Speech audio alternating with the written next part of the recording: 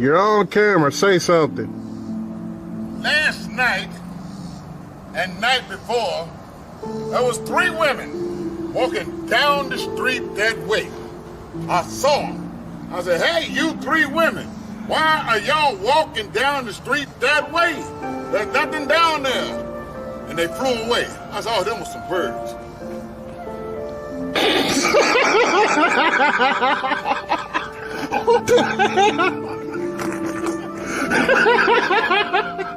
It's gonna take a lot to flip this line around. More than cutting law into a different mood. I miss the rains down in Africa. Gonna take some time to be understood.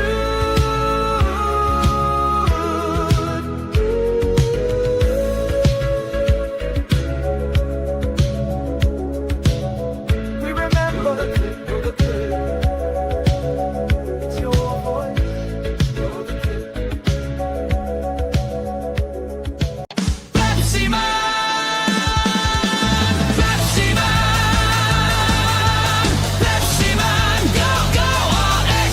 Pepsi Man, Pepsi Man, go go RX. Pepsi Man, Pepsi Pepsi, Pepsi Man, RX.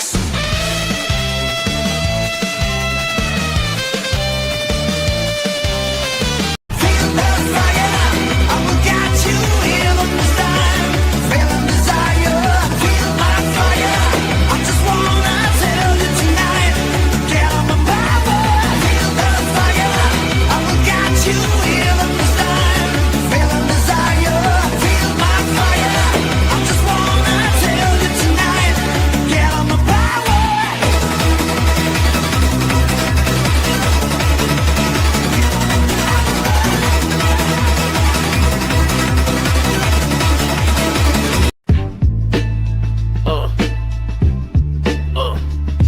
Yeah, yeah. It's me, Jarrell the Dawn, baby. From the house of L to the house of hoes, got a little mission for you, son. Listen close. Yo, Cal, you my legacy, my flesh, my clone. Now go to Earth and make that planet your home. But don't just save them, breed them, feel me? Flying smooth, make them cry, oh really? You got strength of 10 men, game like Zeus. Cape in the wind in the tight blue suit.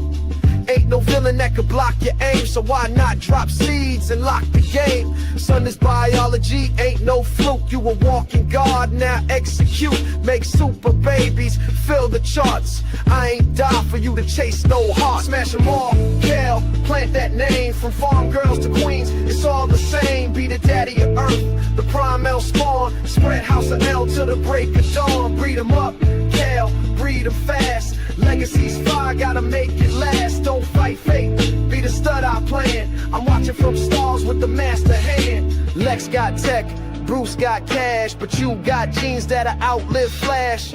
You ain't here just to punch and fly. You here to make them babies cry. He my guy. Tell Lois Lane she the first in line, but don't act shy when it's overtime. I built the fortress, now make it a crib for 20 little supers in a rocket ship fridge. You ain't just Cal, you the seed of fate. Gotta repopulate, dominate, create. Go on, my son, be the myth, the man. Smash them respectfully, that's the plan. Smash them all, Cal, plant that name. From farm girls to queens, it's all the same. Be the daddy of earth, the prime L spawn. Spread house of L till the break of dawn. Breed them up, Cal, breed them fast. Legacy's fire, gotta make it last. Don't fight fate, be the stud I plan. I'm watching from stars with the master hand. House of L, baby. From Krypton's ashes to Earth's backseat. Do it for your daddy. In the multiverse, you heard?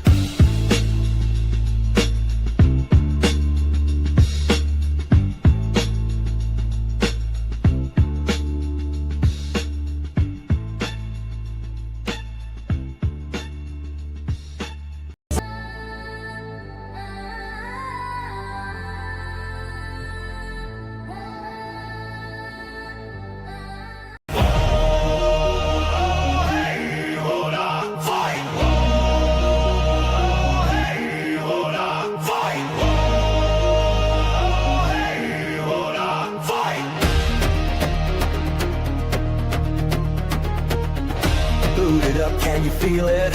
A million strong, we're undefeated. Signal back, no turning down. This is our battleground.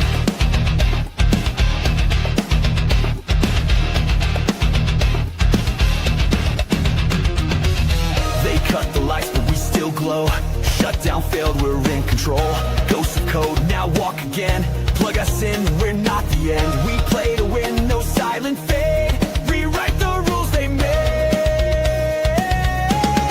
Never game over. Hey, on the rise.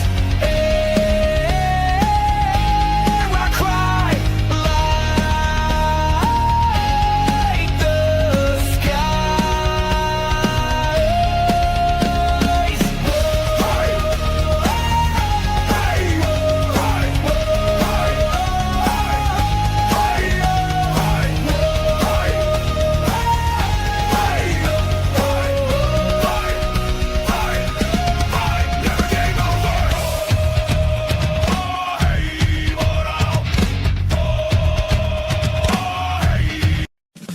Craving something round, plump and fair dinkum firm? Mrs. Kennedy's bestest big buns has the ripper most irresistible cheeks this side of the outback. Grab a warm pair today. They're baked to cheeky perfection for your next Sheila-loving Barbie. Squeeze them gently. You can feel that soft, bouncy rise. Mrs. Kennedy's bestest big buns are built to handle a good spread. Grab Mrs. Kennedy's buns and feel the heat. I have a dream that one day every woman and girl in this world will control their own image and destiny. An entertainment industry of the truly free, damn it! Ha! You can't be serious. Forcing people to believe what you believe? Forcing them to only see what you want them to see? Wow. Sounds like the perfect definition to freedom. I'm my own master now. My own master now. Come what may, I'm at the edge and I'm never backing down. Never backing down.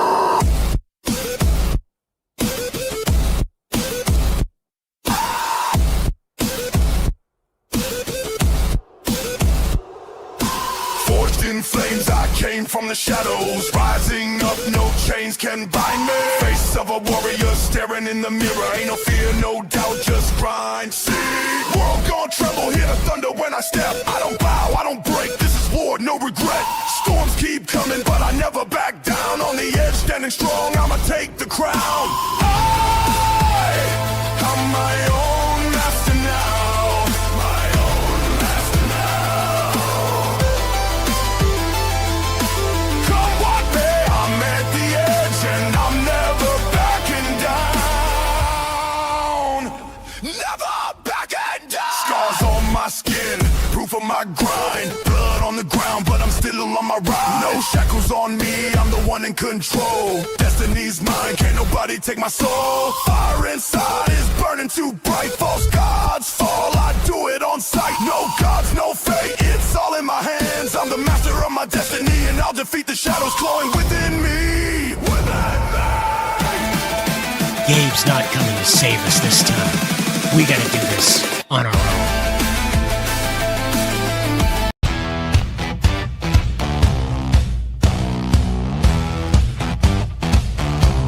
Coming for the future, saying it's for the kid. But every word you whisper goes on a record list. Screens are watching faces, names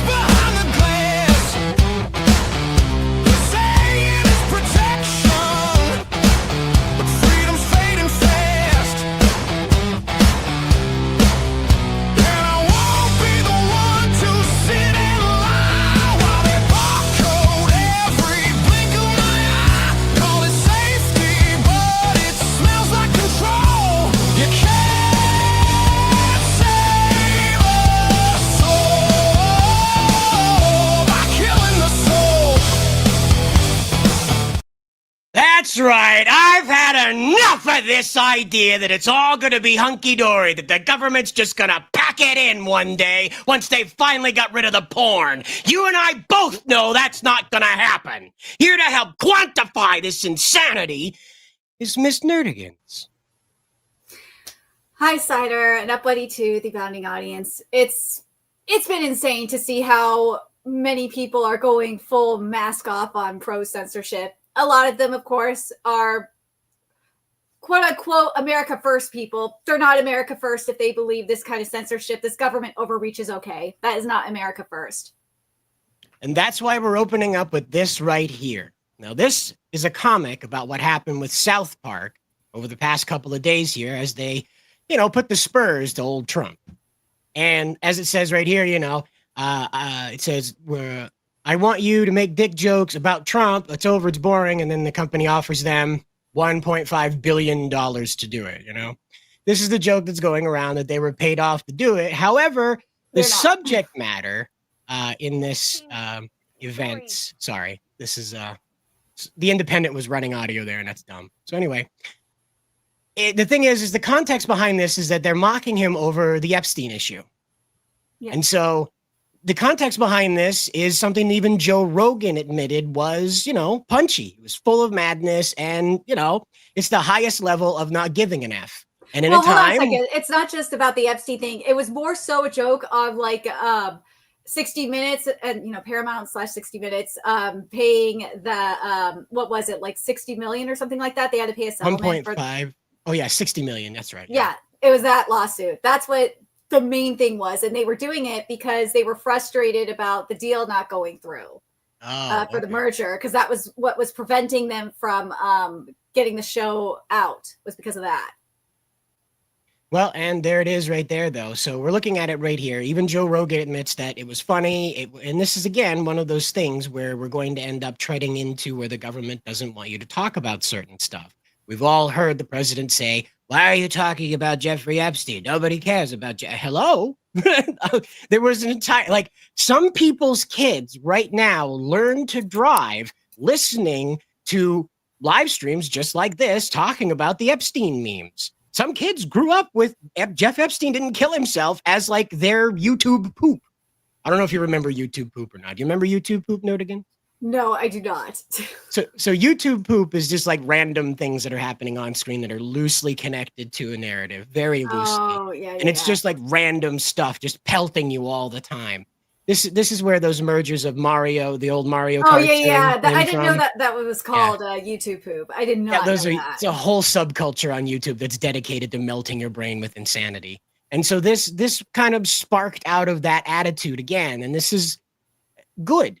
Government should have some critique about them. That was sort of the point of having a free press in the United States. Benjamin Franklin was quite fond of making fun of politicians with his printing press. If you don't remember, So this is a long story tradition here in the United States. However, out and abroad in the world, it is not so storied and beloved. Over in the UK, there is an effort to undo the Online Safety Act. However, as you can see right here, it is up to 371,718 signatures, pretty much 372,000 signatures, okay? Now, in the UK, I realize this is not exemplary of a huge population, but it only needed 100,000. Let's put it that way. The government was only asking for 100,000 signatures, and there's 371 there, okay? So people are pretty active on this one. Let's put it this way. This isn't one of those crossing guard need to change petitions, okay? Here we go. The government has responded, though, and it says this. The government is working with Ofcom to ensure that online in-scope services are subject to robust but appropriate regulation through the effective implementation of the Online Safety Act 2023. Now, I'll drop the British accent for the rest of this. I would like to thank all those who signed the petition. It is right that the regulatory regime for the in-scope online services takes a proportionate, approach, balancing the protection of users from online harm with the ability for low-risk services to operate effectively and provide benefits to users. This is the big important part, okay? Don't get lost just yet, all right? I know it's drawn out, so here we go. The government has no plans to repeal the Online Safety Act. Thank you very much for your neat little petition. It's very cute, but we're not going to undo the nanny super surveillance state. It's very useful to connect your yuck 'em up YouTube comments to your Facebook page now. So we know where to find you when you are saying not so nice things about people that came from the ocean, okay? So guess what? You're in big trouble if you did anything ever, okay? Do you remember, Nerdigans, I don't know, this is a long time ago on X, over on 4chan X, before X was X, so /X. There was a green text about the Venom, I believe it was the Venom AI. And Venom AI knew if you didn't support it and would punish you for not supporting it. Remember that? Yeah. Yeah. Here we are. Here we are. We've arrived at the, we know everything you've ever said about the UK government now. Ta-da! We know everything. Everything you've ever said now. We can put your face to it. Ta-da! Isn't that great? I'm sure the kids are super protected over this, but we do have a little bit of saying the quiet part out loud here. Here's British Labour MP Barry Gardner saying the quiet part out loud. If it's just about children, is it just about children, or does it focus on other? That should be an elite squad. Barry, does it just focus? Protect 13-year-old. I'm sorry, the elite squad is we not go. about children. Actually, shall I read you the thing? An elite squad of police officers is to monitor social media for anti-migrant sentiment. Ta-da! I don't think 13-year-olds are engaging that. So is it also to monitor adults? Simple question, yes or no? Yes, of course it will. Okay, there you go. Ta-da! It's to monitor adults. It has nothing to do with children. It has everything to do with you saying things that the government doesn't like. Do you remember V for Vendetta, Nerdigans? Yeah, but that was also, this is exactly V for Vendetta, and also remember V for Vendetta was set in the UK as well, if I remember correctly. Well, and this is again we have Alan Eduardo Martinez in the chat here, and he's saying, "Stop making this red versus blue. It really isn't anymore." Oh, this is uniting the internet. Like even exactly. PC Gamer is joining in on this. You have Kotaku joining in on this. Like People, that says a lot. People who would never acknowledge each other's existence in a positive manner before this moment are now in the trenches together, hand in hand, saying, not happening. So again, this is not a red versus blue issue. We don't need to worry about finding a target. They're all the problem, okay? Anybody who's for this is against you. Remember that. Anyone who's for this is against you. The same thing goes with the Twitter porn ban too, that the collective shout Karens are trying to push. Like we'll get to that, but yeah. Yep. We have a lot of that going around. By the way, guys, I just want you to know, we do have a commercial to play for you. We are sponsored this evening by Mrs. Kennedy's Bestest Big Buns. Craving something round, plump and fair dinkum firm? Mrs. Kennedy's Bestest Big Buns has the ripper most irresistible cheeks this side of the outback. Grab a warm pair today. They're baked to cheeky perfection for your next Sheila-loving Barbie. Squeeze them gently. You can feel that soft, bouncy rise. Mrs. Kennedy's Bestest Big Buns are built to handle a good spread. Grab Mrs. Kennedy's buns and feel the heat. So yes, we would like to thank Mrs. Kennedy's Bestest Big Buns for sponsoring this episode of 01. We thank you very much for this. Very much appreciated to have that in the chat, especially people loving it already. Don't forget to get yourself some Mrs. Kennedy's Bestest Big Buns. They are quite fluffy. Kirby says, those buns got nothing on Tyson versus Jake Paul locker room. Well, I don't know. Maybe you can get some ballpark Franks in between those buns, you know? Add a little bit of fest to your festive, huh? Your tiv, if you will. But I do want to let everybody know, we see you in the chat. I just wanted to come out swinging on this one. I really did. We have Rocky in the chat that's really magnifying how I feel. I'm not going to listen to any of this BS, and it's exactly right. You don't have to listen to these people. These government wackadoos have control over those people in the UK because they simply don't possess the method to tell them no. Over here in the US, we possess a myriad of methods. One of those is rednecks. So But yeah, seriously, that is true. We also have our court system. It's not perfect, but it's better than what's happening in the UK with their court system, where they're Way letting better. out rape. It's crazy what's happening in the UK. Like, we'll just go back through this clip real quick again. I won't make you sit through the whole thing. We'll go back through, and she says this. Media for anti-migrant sentiment. I don't think 13-year-olds are engaging that. So is it also to monitor adults? Simple question, yes or no? Yes, of course it will. Okay, there you go. There it is. He says it right there. That is Labour Party member Barry Gardner from the UK, who's explaining out loud, saying the quiet part out loud, that this is to monitor adults. That's right. Your face logging into Discord allows them to connect that to your Facebook. So anything you said in Discord, whap, whap, finds its way connected to your Facebook, which now they know where your friends and family are too. Odds are everybody's going to get a phone call. It was never about the kids. It was never, ever, ever about the kids. It's all about power and control. And people need to stop like emboldening these Karens and Garys already. This is getting ridiculous. Yeah, it is. And it's the height of hypocrisy as well, because these people, as we've told you before, they go out and they support cuties. They think cuties is great. These are real life girls that spent hours and hours learning how to perform adult exotic dances. Okay? And this is apparently okay to do these to these girls to continue the cycle of celebrity abuse, if you will, Hollywood abuse, to continue that for the sake of highlighting it. Huh? Become the thing you hate. That's interesting. As I said, I mean, like 13 did this too. Well, it wasn't as bad as like having prepubescent girls twerking or anything like that. 13 delved into drugs and alcohol and sex.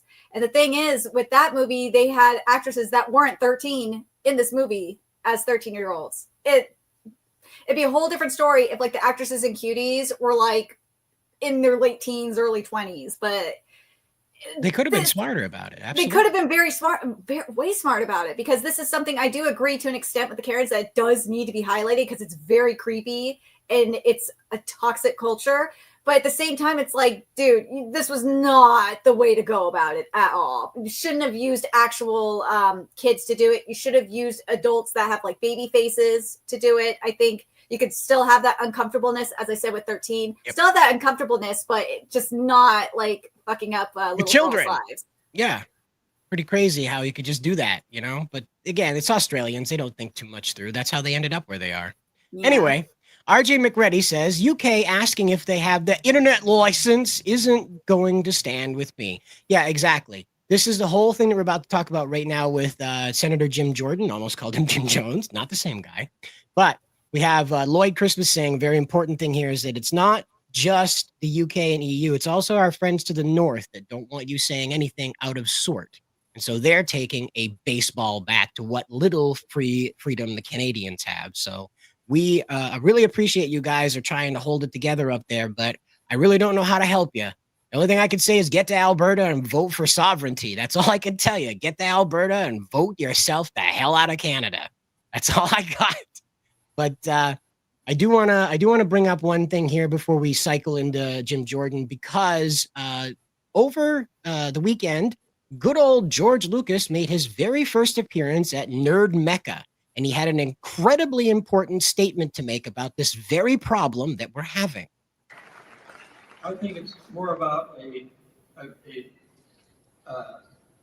connection, an emotional connection with the work, not how much it cost or what celebrity did it or whatever. It's more a personal thing. And I don't think there's anything that anybody else can tell you. That's art. That's not art. It doesn't work that way. If you have an emotional connection, then it's art. If you don't, then move on to the next painting. And it's the idea that people can tell you what art is and talk about it. I've discovered just from my experience of making movies and things that, other people's opinions don't mean much. Something is what you do and what you feel about it, and then if you see that other people react to it in a very emotional way, you say, well, I did my job, that was good. But when people come who say they're experts and they say, oh, that's not art, that's not this, that's tough. And I've worked with hundreds of illustrators in my life, and they're all great. George, could you please speak in the microphone, please? I know you're not used to this. They don't get recognized for anything. So this is sort of a temple to the people's art. He's talking about his narrative museum that he's doing. That's from what I understand is at it's going to be by USC in LA, which I'm kind of surprised about. I'm kind of surprised that it's not going to be in San Francisco because he is in Marin, which is right across the bay. So that's why I'm like, a lot of George Lucas's stuff is in San Francisco. So that's why I was kind of taken aback. I'm like, wow, it's not going to be in San Francisco. It's going to be in LA instead. I'm kind of hoping they'll have like, if they decide to branch out, hopefully they will come up to SF as well, or the Bay Area. It doesn't have to be SF. It could be in Marin. But yeah, and maybe it'll be a floating museum. George Lucas has the money. I mean, like a helicarrier. We but yeah, they have like really good. They really have like historic works there. Like they're bringing like the first image of like Black Panther. They're bringing early Peanuts works there. Like he is dedicating this to art. This is, and George Lucas is a lot older now, so this is incredible what he's doing. Well, I wanted to bring up this comment from Hibiki Gamer Vlogs. It says, I'm really tired of UK government and collective shout and Visa, MasterCard censorship. And this is, I believe, what George Lucas is masking in his conversation about art, that who can tell you what art is. Because again, he's in the middle of all this, and he's probably up Disney's backside and, wrapped around the balloon at this point. They're trying to bring him back in. So the situation is that he's talking about this as like critiquers are coming out and saying, that's not art, that's not art. But he prefaces this by saying, it's not art if you're thinking about the money and celebrity. And what does Disney do? Let's stuff a celebrity in it and pour a bunch of cash on it. What are the big studios doing? What's Warner Brothers doing? Let's put a big celebrity in it and dump some cash on it. That's he's saying that's not art. That's something entirely different. Now he moves into a discussion about how people define art. He says an emotional feeling comes to you when you have a connection to that art. If you've ever been to a real deal museum, right? Like an actual, not like your friend had a gallery opening or something, but like a real one where people come in and they see historic works of art. Maybe they're local, maybe they're the big ones like the Mona Lisa or whatever.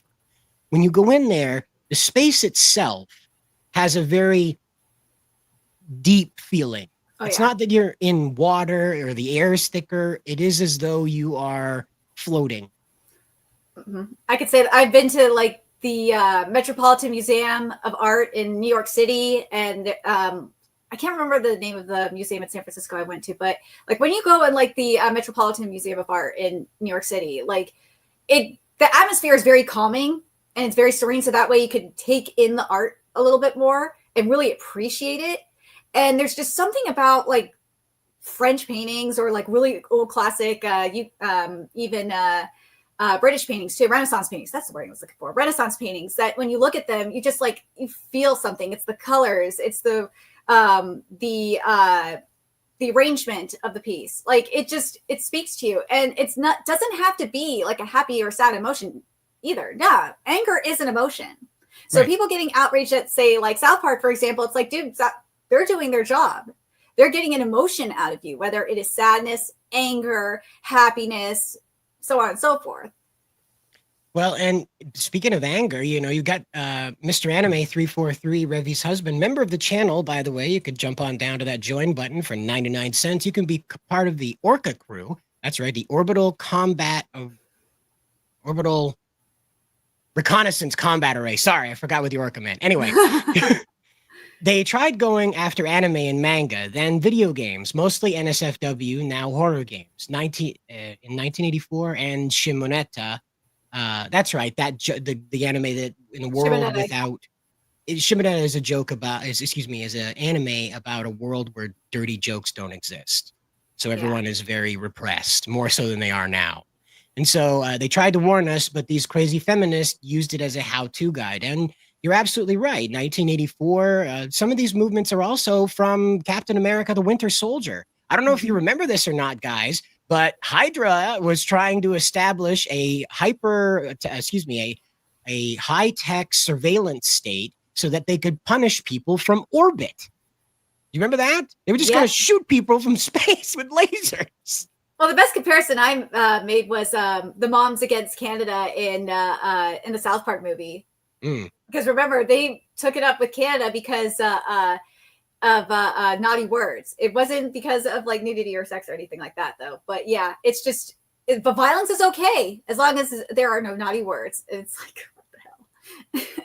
Well, and, you know, out there in the world, we've experienced a lot of, you know, heartache over this stuff. But thankfully, the U.S. government is finally taking notice. And in particular, we have Representative Jim Jordan, who just came off the top rope and scissor kicked the arguments that made by the EU, Collective Shout, MasterCard, Visa, and the UK government. And he opens up right here with what's going on with Rumble.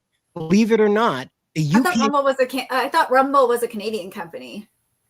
Apparently they're quasi now. I don't know. Because that's what it was saying in community notes too. I was like, oh wait, why are you using Rumble? Like he should be, and I said this too, he should be like looking at what's going on with, because they're going after Twitter, they're going after YouTube, obviously Discord. Well, this is why he went after Rumble, okay? So here it is. UK regulators threaten American companies with censorship. So this is opening up with Rumble. We will be monitoring Rumble's position carefully.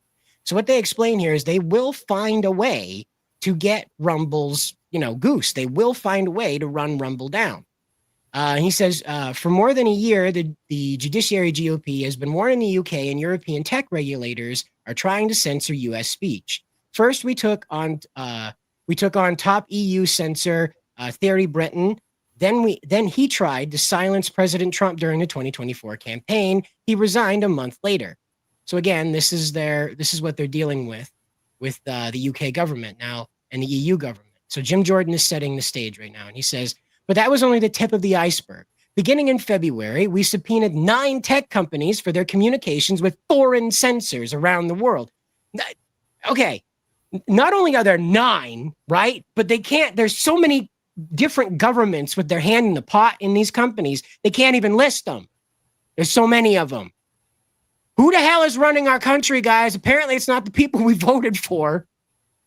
So now when foreign censors pressure companies to take down U.S. speech, the judiciary GOP will know.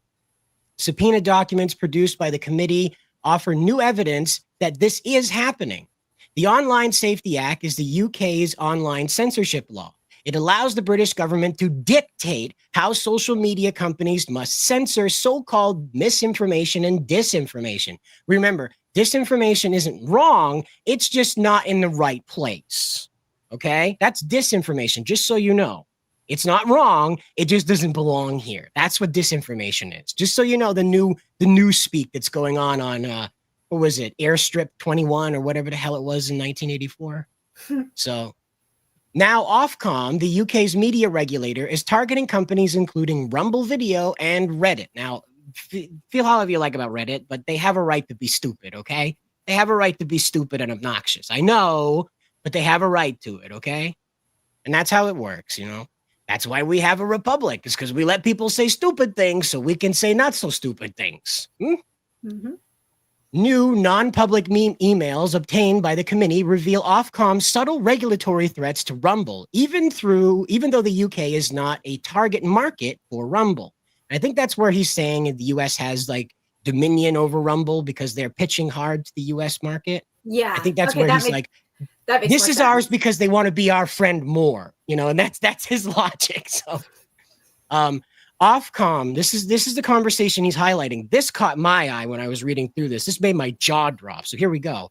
It says, this is Ofcom, the regulatory committee. And it says, would you like to meet again? Rumble says, no, we have very few UK users and we aren't targeting the UK market. Ofcom says to Rumble, are you sure you don't want to meet? Rumble says, yes. Ofcom says, wrong choice. Wrong choice, mate. Wrong choice, bloke. We'll be watching you. We have subpoena power and aren't afraid to use it.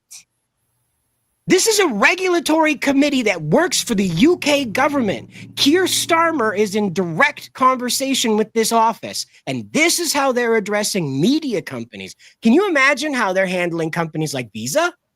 Or MasterCard, for that matter? again, have whatever you feel about those companies caving in like this, because it was always curious to me why they caved to those 6 women down in Australia, and we finally figured out how it happened. We'll get into that as we get through Jim Jordan's write-up. So here we go. That's right. UK authorities want to supervise a non-UK tech company that does not have a significant number of online users in the UK and is not targeting the UK market. So simply existing on the internet and not conforming will get you in trouble with the UK, okay? So this isn't just limited to companies inside of the UK servicing the UK. They're going to reach out and figure out how to get Americans with this now. Okay. Well, I mean, they're going back to their colonizer roots. Apparently, you leave them alone too long. This is the problem. We didn't go over to the UK and stick a flag in it. That's the problem. We left them alone too long. We came back from the moon and we didn't go over there and stick a flag in that too. Biggest mistake we ever made. We should have landed right in the Thames and gone on there and stuck a flag right there in the middle of London. Anyway, so why is a UK regulator harassing companies about a UK censorship law that is supposed to apply only to the UK? It's an interesting question. Rumble held the line for now, arguing that it is not within the scope of the OSA, that's the Online Safety Act, but UK authorities are still watching the platform, just in case. Shortly after Rumble declined to meet, Ofcom menacingly warned Rumble that it would be monitoring them and had the ability to subpoena them. So if you do screw up, we're going to drag you all the way to England to tell you you're a naughty, naughty boy. Well, they tried with Elon Musk, and that's not working out for them. They'll have to go to Mars to get him pretty soon. So in the same email, it strongly encouraged Rumble to take censorship steps required by the OSA. And, it says, we would strongly encourage Rumble to take the steps required by the Act to protect the UK users of internet services from content that is illegal in the UK, like ninja swords. So, yeah, that's not working out for them either because the migrants are just going wild. And then I'm going to say this because we're talking about how they're suppressing protest content in the UK. There's a reason why the protest community exists, and it is because of crap like that happening. And I know they're not watching this obviously, but I got to give a shout to the UK protest live streamers because they are going on the ground and it's dangerous down there. And they are live streaming it to YouTube. So yeah. I don't know if it's Instagram as well, but I think it's TikTok and it's YouTube. Those are the two that everyone is live streaming on right now. Well, and when you know, they're coming for TikTok next. This is what Maverick77 Dispenser has highlighted for us, and it's absolutely true. They are absolutely going to go after TikTok next because it rapidly shares information. They can't have that. They can't have a protest video where somebody they like is hurting somebody they don't like that might incite a riot among people they don't like. So they'll have to take that down. You know who else does that in like lightning fast fashion? China. Yep. Oh, we have a story about China too, which we'll get to a little bit later. Because based on what these people, especially, I call them Christo-fascists because, God damn it, I'm sorry. To an extent they are. They're a little fascist. That they want to be like China. They want to take down things that they don't like. Yeah. They don't realize that goes full circle. They just think it's only going to go one way and it'll never lead to babies being smashed against trees like in Cambodia, right? It'll never end up like that. Not us. We're smarter. It's the same logic behind it wasn't real communism.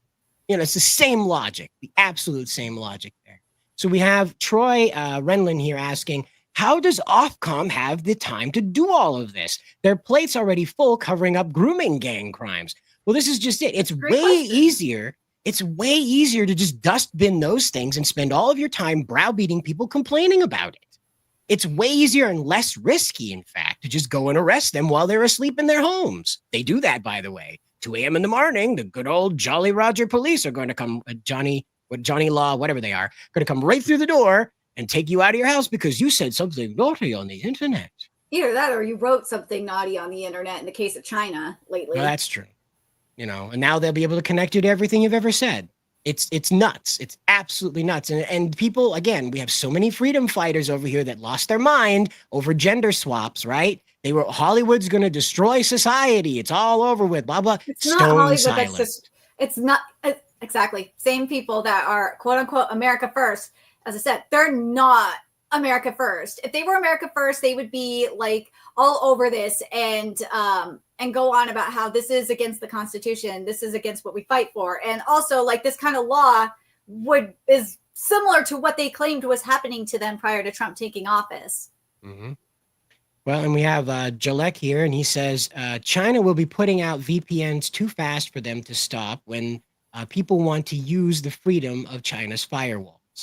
And so, again, like if you want to know where all the VPNs come in the world, well, they're coming out of China, most of them, because guess who has the most use for those things? So the most advanced of the VPNs that you probably never heard of come out of China. So, yeah, they got friends. Yeah, they got friends. He's not kidding. Absolutely. They got friends. They have friends in both Hong Kong and UK. Yes. Well, yeah, and then Karens are busy getting around too to get their way. I feel like this is worse than what happened, or no, not worse. Well, obviously worse, but I feel like this is like truly Satanic Panic, the sequel. Yeah. Well, how could it not be? How could it not be? And we'll bring this up a little bit later when we're talking about the UK censorship thing a little more forwardly, because again, it was just kind of we're trying to set the stage for all this because Visa and MasterCard are probably the least of our worries at this very moment. Yeah. So Paxilite says, I'm all for new innovators to bypass the face scan BS. Well, guess what? Kids in the UK figured out that photo mode on Death Stranding 2 will allow them to take any selfie they like and bypass these age restrictions. So, and yes. PC Gamer did try it themselves and confirmed it that that's the way to do it. Yep. Well, and that's just, again, we'll show you those images. It's just kind of funny. Yeah, UK errands. Yep, the UK errands. Yep, the UK errands. Yep, you got it. But we'll go on with what Jim Jordan had to say here. Excuse me. Rumble is not the only company that has faced regulatory harassment in the UK. New documents produced by the committee under the subpoena also show that Ofcom began supervision of Reddit in December.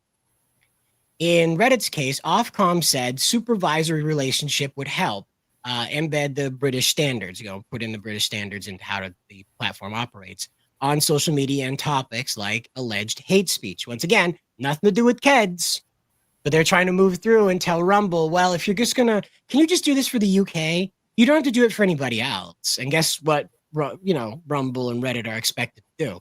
Line wide. The whole platform is supposed to conform to the UK standards. Now, again, it's the colonizer roots. That's what I'm saying.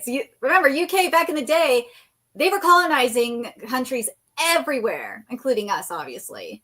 Yeah, but Troy's right here, soon to be the United Caliphate. You can't help but notice how a certain group of people get their Sharia law accomplished through this as well. Yeah. You can't help but notice that. Isn't that interesting? But anyway, so in many cases, those British standards run counter to fundamental American free speech principles. Ta-da! This summer, the UK's Information Commissioner described a clash of cultures between the UK and American tech platforms. Well, it's going to get a lot nastier. Okay? Because Facebook is not going to create a UK separate Facebook, all right? No. They tried that for China, and China just abandoned them for Weibo. It didn't matter. Chinese-based social media is the one they went after. So guess what? It's not going to work. Facebook's not going to make that mistake again. Same with Reddit. Oh, YouTube, it's not, because from what I read, Google is ready to go to court if they try to come for YouTube.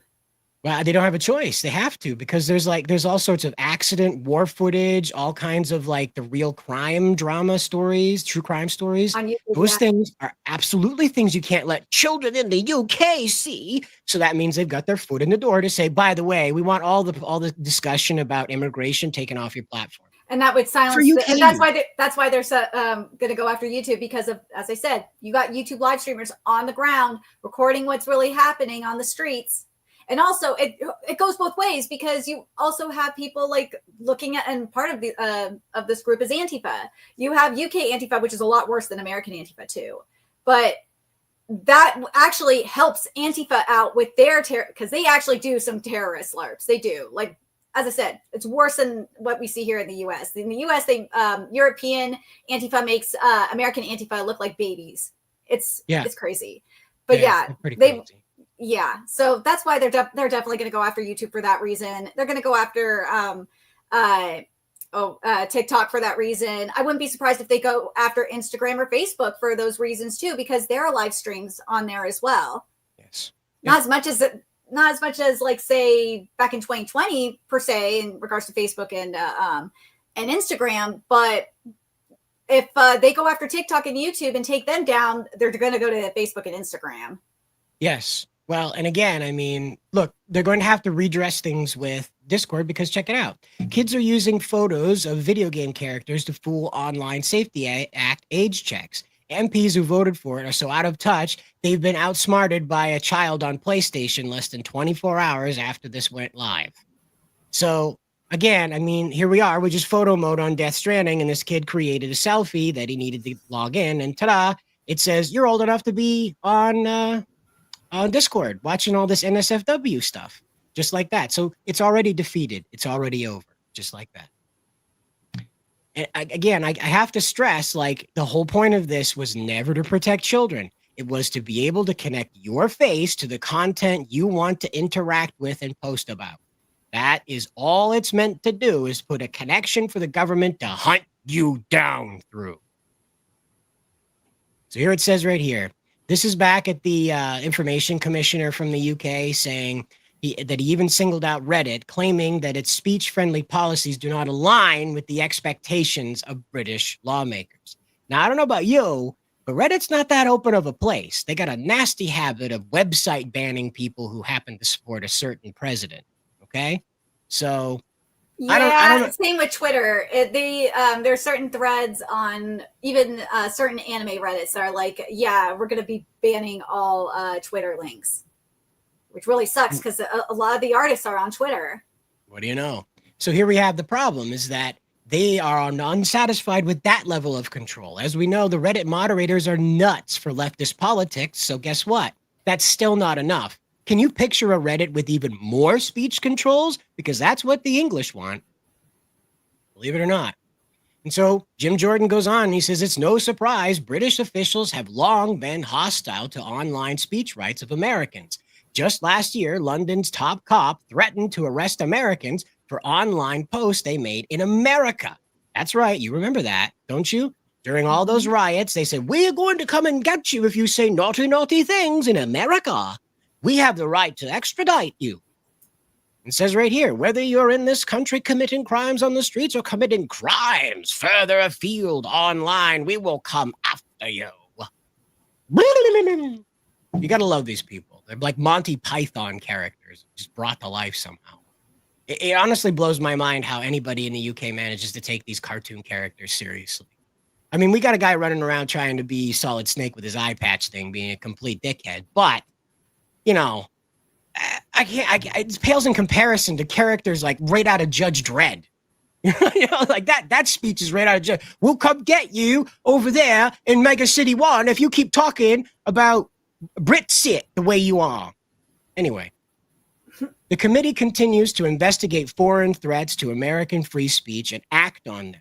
Tech platforms continue to produce their communications with foreign government censors on an ongoing basis to the committee under the subpoena. So this isn't stopped, by the way. They're now aware that the U.S. government's aware, and they're still doing it. So this demonstrates that they don't care. They'll go to war over this. They'll go to war over you having an opinion about England that they don't like. That's where you're at. That's where you're at. I cannot. There's that sign in the mall that has the red arrow, and it says here, and it should say, you're fucked, right over the top of it. Earlier this year, the committee passed the No Censors on Our Shores Act, which would bar foreign censors from coming to the United States.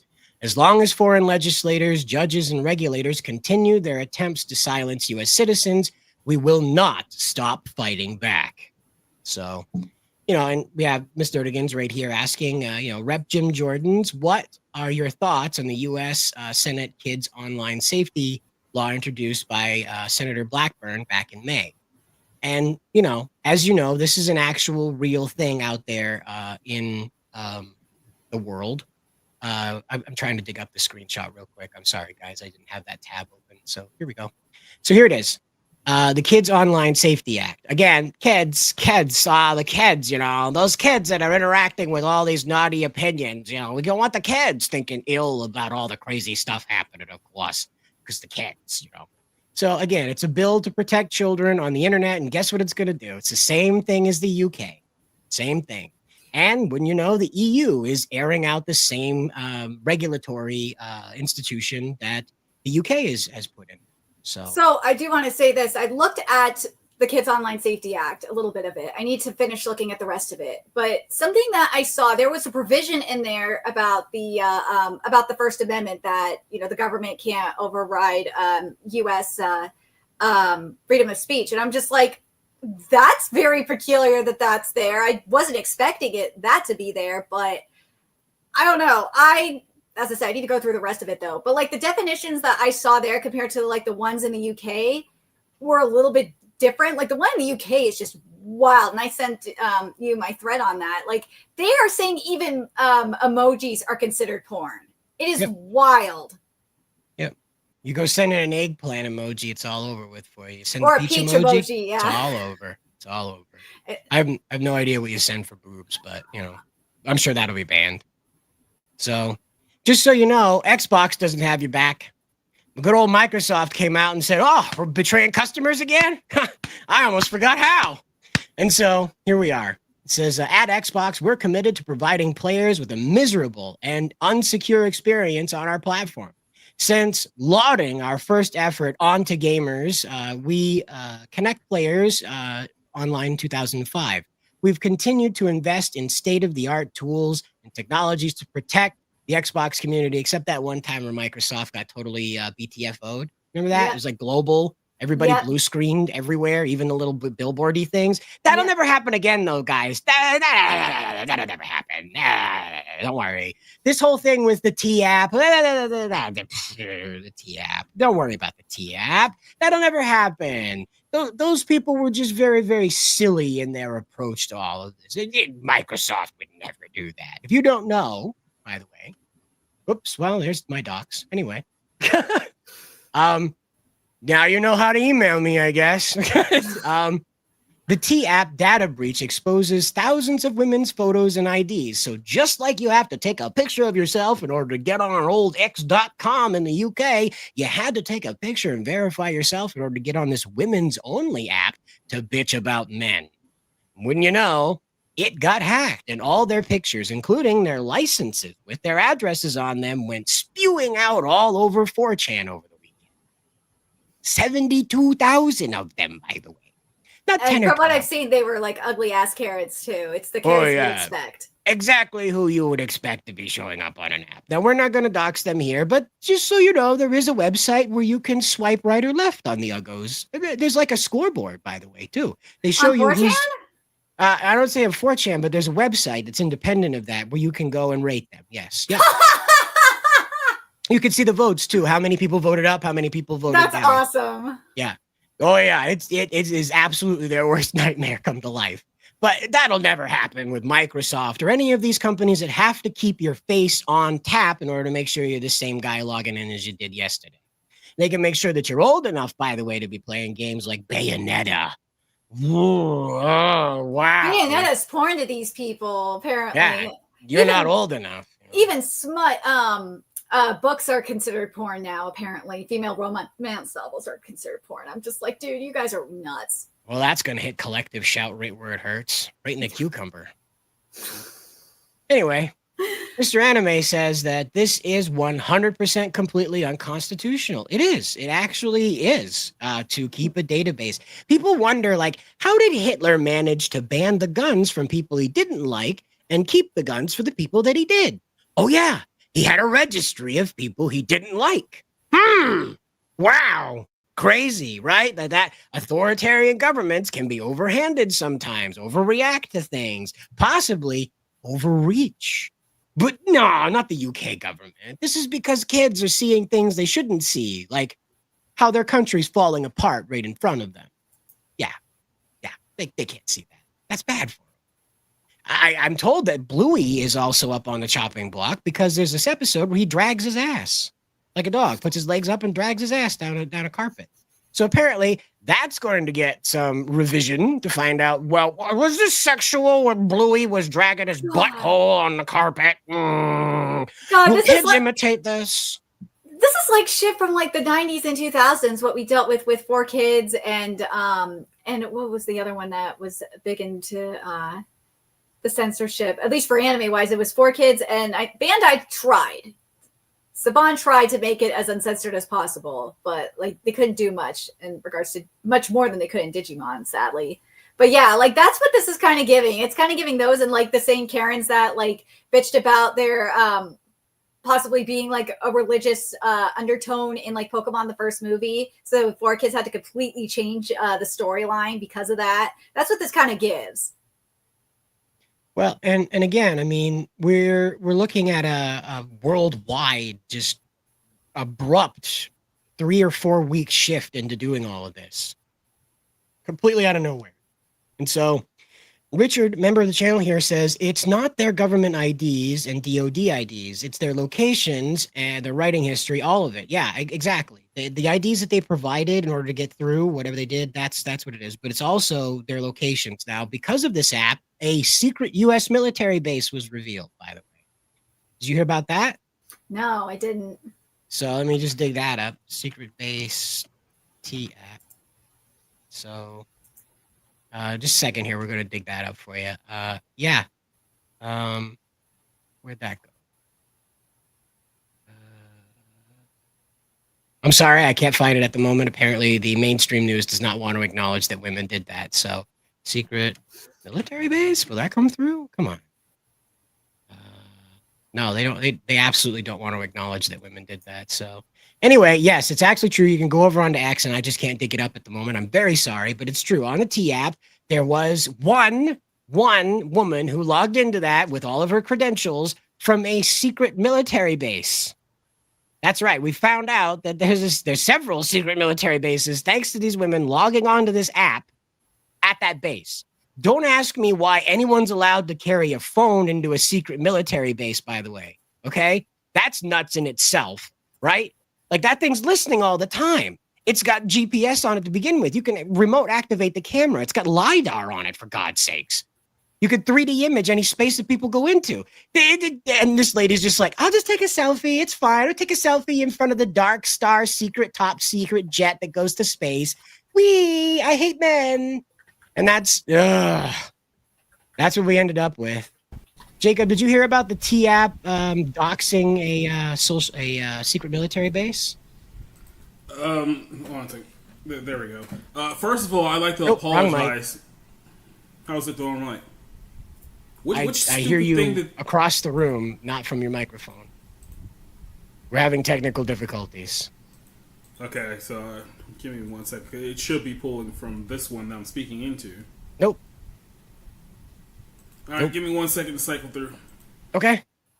All right, Jacob will be back when his audio issues are repaired. But yeah, that's what I was just mentioning here is that they managed to dox a secret military base, guys. They managed to do that. It's amazing. It's amazing. It's Asmongold says this thing. There's a certain group of people that cause all the world's problems. And they are Karens and gays. That's who they are.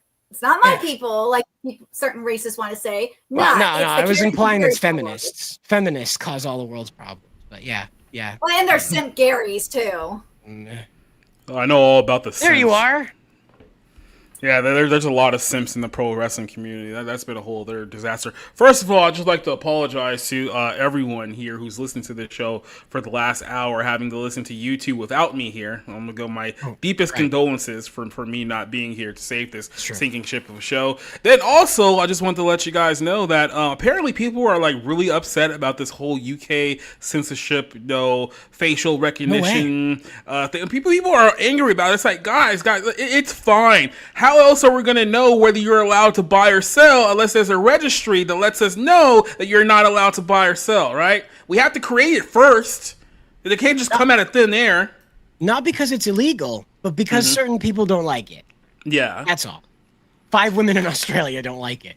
But I mean, hey, look, like I said, it's very, very easy to get people to support absolute tyranny just by telling them, hey, guys, think of the children. think of the children, people. Just think of the kids that are out there, because the children are they're just who's going to protect them if we don't, right? And then when you actually point out that kids are actually being abused in places of the world that are very, very prominent, all of a sudden they just don't want to talk about it. So it's almost as if it's very convenient for certain people to use this argument here. You know what I mean? What a surprise! It's crazy how that happened. Speaking of convenient arguments, we finally tracked down how Melinda Tank Top was able to get Visa's balls in a vice. Oh, that sounds like the cousin of Angela Anaconda. Yeah, right. Melinda Tank Top and Angela Anaconda ruining marriages. Anyway, that's a private meme here. That's an inside joke. If you hang around long enough, not for that one guy. It's not so inside, but we get a kick out of it anyway. So we enjoy the joke, and if you stick around long enough, we'll explain how Angela Anaconda destroyed a marriage. So how a terrible Digimon movie literally sabotaged somebody's marriage. Yeah. So MasterCard and Visa face backlash after hundreds of adult games removed from online stores Steam and itch.io. Of course, here we go. There's even more of them. So payment platforms demand services remove NSFW content after open letter from Australian anti-porn group Collective Shout, triggering accusations of censorship. What? It's not an accusation. That's what censorship is. You take something that's not illegal away. So blah, blah, blah, blah, blah. Very important, blah, blah, blah. Elon Musk, blah, blah, blah. Here we go. So here's the important part. Collective Shout, a small but vocal lobby group, has long called for a mandatory internet filter that would prevent access to adult content for everyone in Australia. Its director, Melinda Tank Top, was recently appointed to the Stakeholder Advisory Board for the government's age assurance technology trial before the under 16 social media ban comes into effect in Australia in December. So she went in there and said, we threatened them with sanctions and they'll do what we want. Ta-da! You take away Visa's ability to process payments on car payments, on McDonald's. Guess what? They don't really care what they have to get rid of in order to avoid those sanctions. So, well, Australia you can't do that in Australia.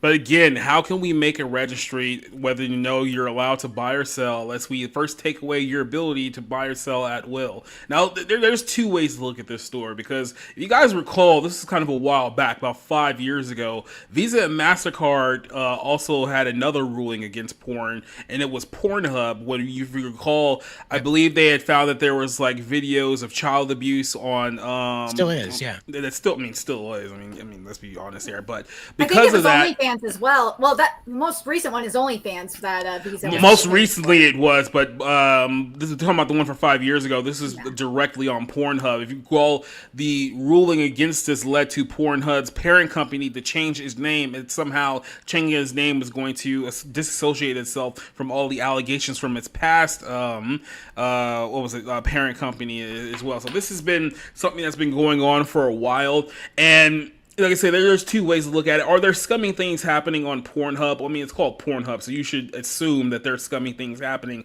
on there. But once again, we're seeing kind of like an inching towards to, hey, look, this is MasterCard and Visa and Discover, which I don't know about you. There are not very many credit or online debit or credit applications that don't use MasterCard, Visa, and Discover. So without those three, you're kind of screwed unless you have some kind of a dark web like type of setup or something like that. Or but use American Express. That's the other one too. I wouldn't put that much trust in American Express when it comes to situations like this, because that can very easily be notched down as well. But essentially what they're showing you here is that given the right authority, given the right outrage, pretty much all these payment processors can say, yep, no, we're not allowing any of these purchases to be completed here. And I get it. In the context of, porn and stuff like that, it's very easy to say, well, it's not something that you essentially need. It's like, it's not the difference between life or death or anything like that. But the problem is that this is always the step forward for them to use something like this that will end up eventually becoming something that's life and death situation. And the reason why they do this, and this is kind of what leads to the another conversation here with the UK government, is that they always need to get you to accept that, hey, they're doing this for your own good. Right. And as long as you can accept the premise that this is happening for your own good, then there's going to be no rebellion against it when it just inches a little bit further and a little bit further. Because when the people get to a point where they realize this is going a little too far, all of a sudden it's like, hey, well, we can't go back to what we had before, because then that's putting people's lives in danger. It's the same concept of California and the homeless situation, right? California has been putting money towards fixing the homeless problem for 50 freaking years. And guess what? It's gotten exponentially worse in 50 years. So you think to yourself, okay, hey, maybe we not put so much money into fixing this problem that we're clearly not fixing. But then what will the opponents tell you? Oh, wait, we can't do that, because if we were to do that, then the homeless situation is going to get far worse. Now, no one ever counters it with, it's already gotten far worse, so clearly this isn't working. But this is what they try to get you to do. They try to make it seem like once they've taken it away from you, you can't have it back by any metric whatsoever. Because by going back, that's a bad thing for them. Not particularly for you, but for them, it's bad if we go back. Well, and that brings us to the EU Going Dark group that is pushing for mass surveillance. That's right. They want to store your calls, text, and online activity without suspicion, meaning you're just somebody doing things. They want to make sure that you're just doing the right things, you know. Not that you've done anything wrong. They just want to make sure you're doing the right thing. That's all. Breaking encryption, making your private chats accessible, force phone and car makers to build surveillance into devices. That's right. This is real. This is the UK Going Dark expert group, and they're recommending that everything in your life spy on you and report back to anybody with authority to ask. Mm-hmm. Well, I sent something else I sent you in the Slack in regards to the UK law. There was a thread that broke down how bad the situation is. And how it really, we already know that it isn't for kids. It's not just about the kids based on that clip we saw. But like they further broke it down. It's just insane on how bad this is.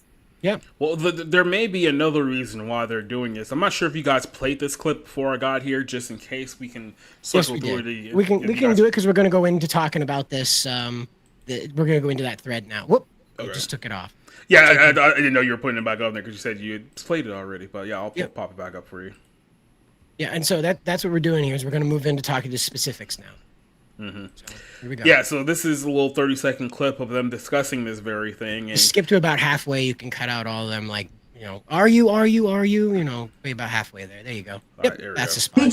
Shall I read you the thing? An elite squad of police officers is to monitor social media for anti-migrant sentiment.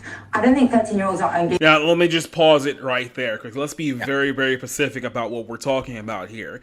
In the context of the UK, who are the migrants who are moving into the UK en masse? Let's just put it that way.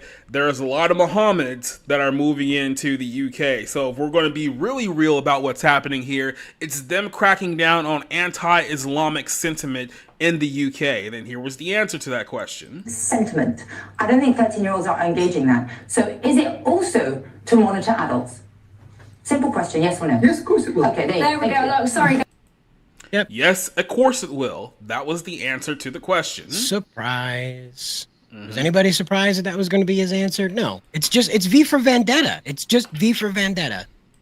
But essentially, this is what happened. Is that they get a point where everyone can be outraged about and try to make it seem like that's the thing. I mean, let's be honest here. We are talking about, in the context of that video clip we just showed you here, anti-Islamic sentiment, right? So what is happening with the Islamic sentiment, especially in the UK, the whole Free Palestine movement that has gotten a lot of people in trouble in the UK? Well, their counter argument is that, well, think of all the children that are being harmed in the Gaza. Think of all the children, right?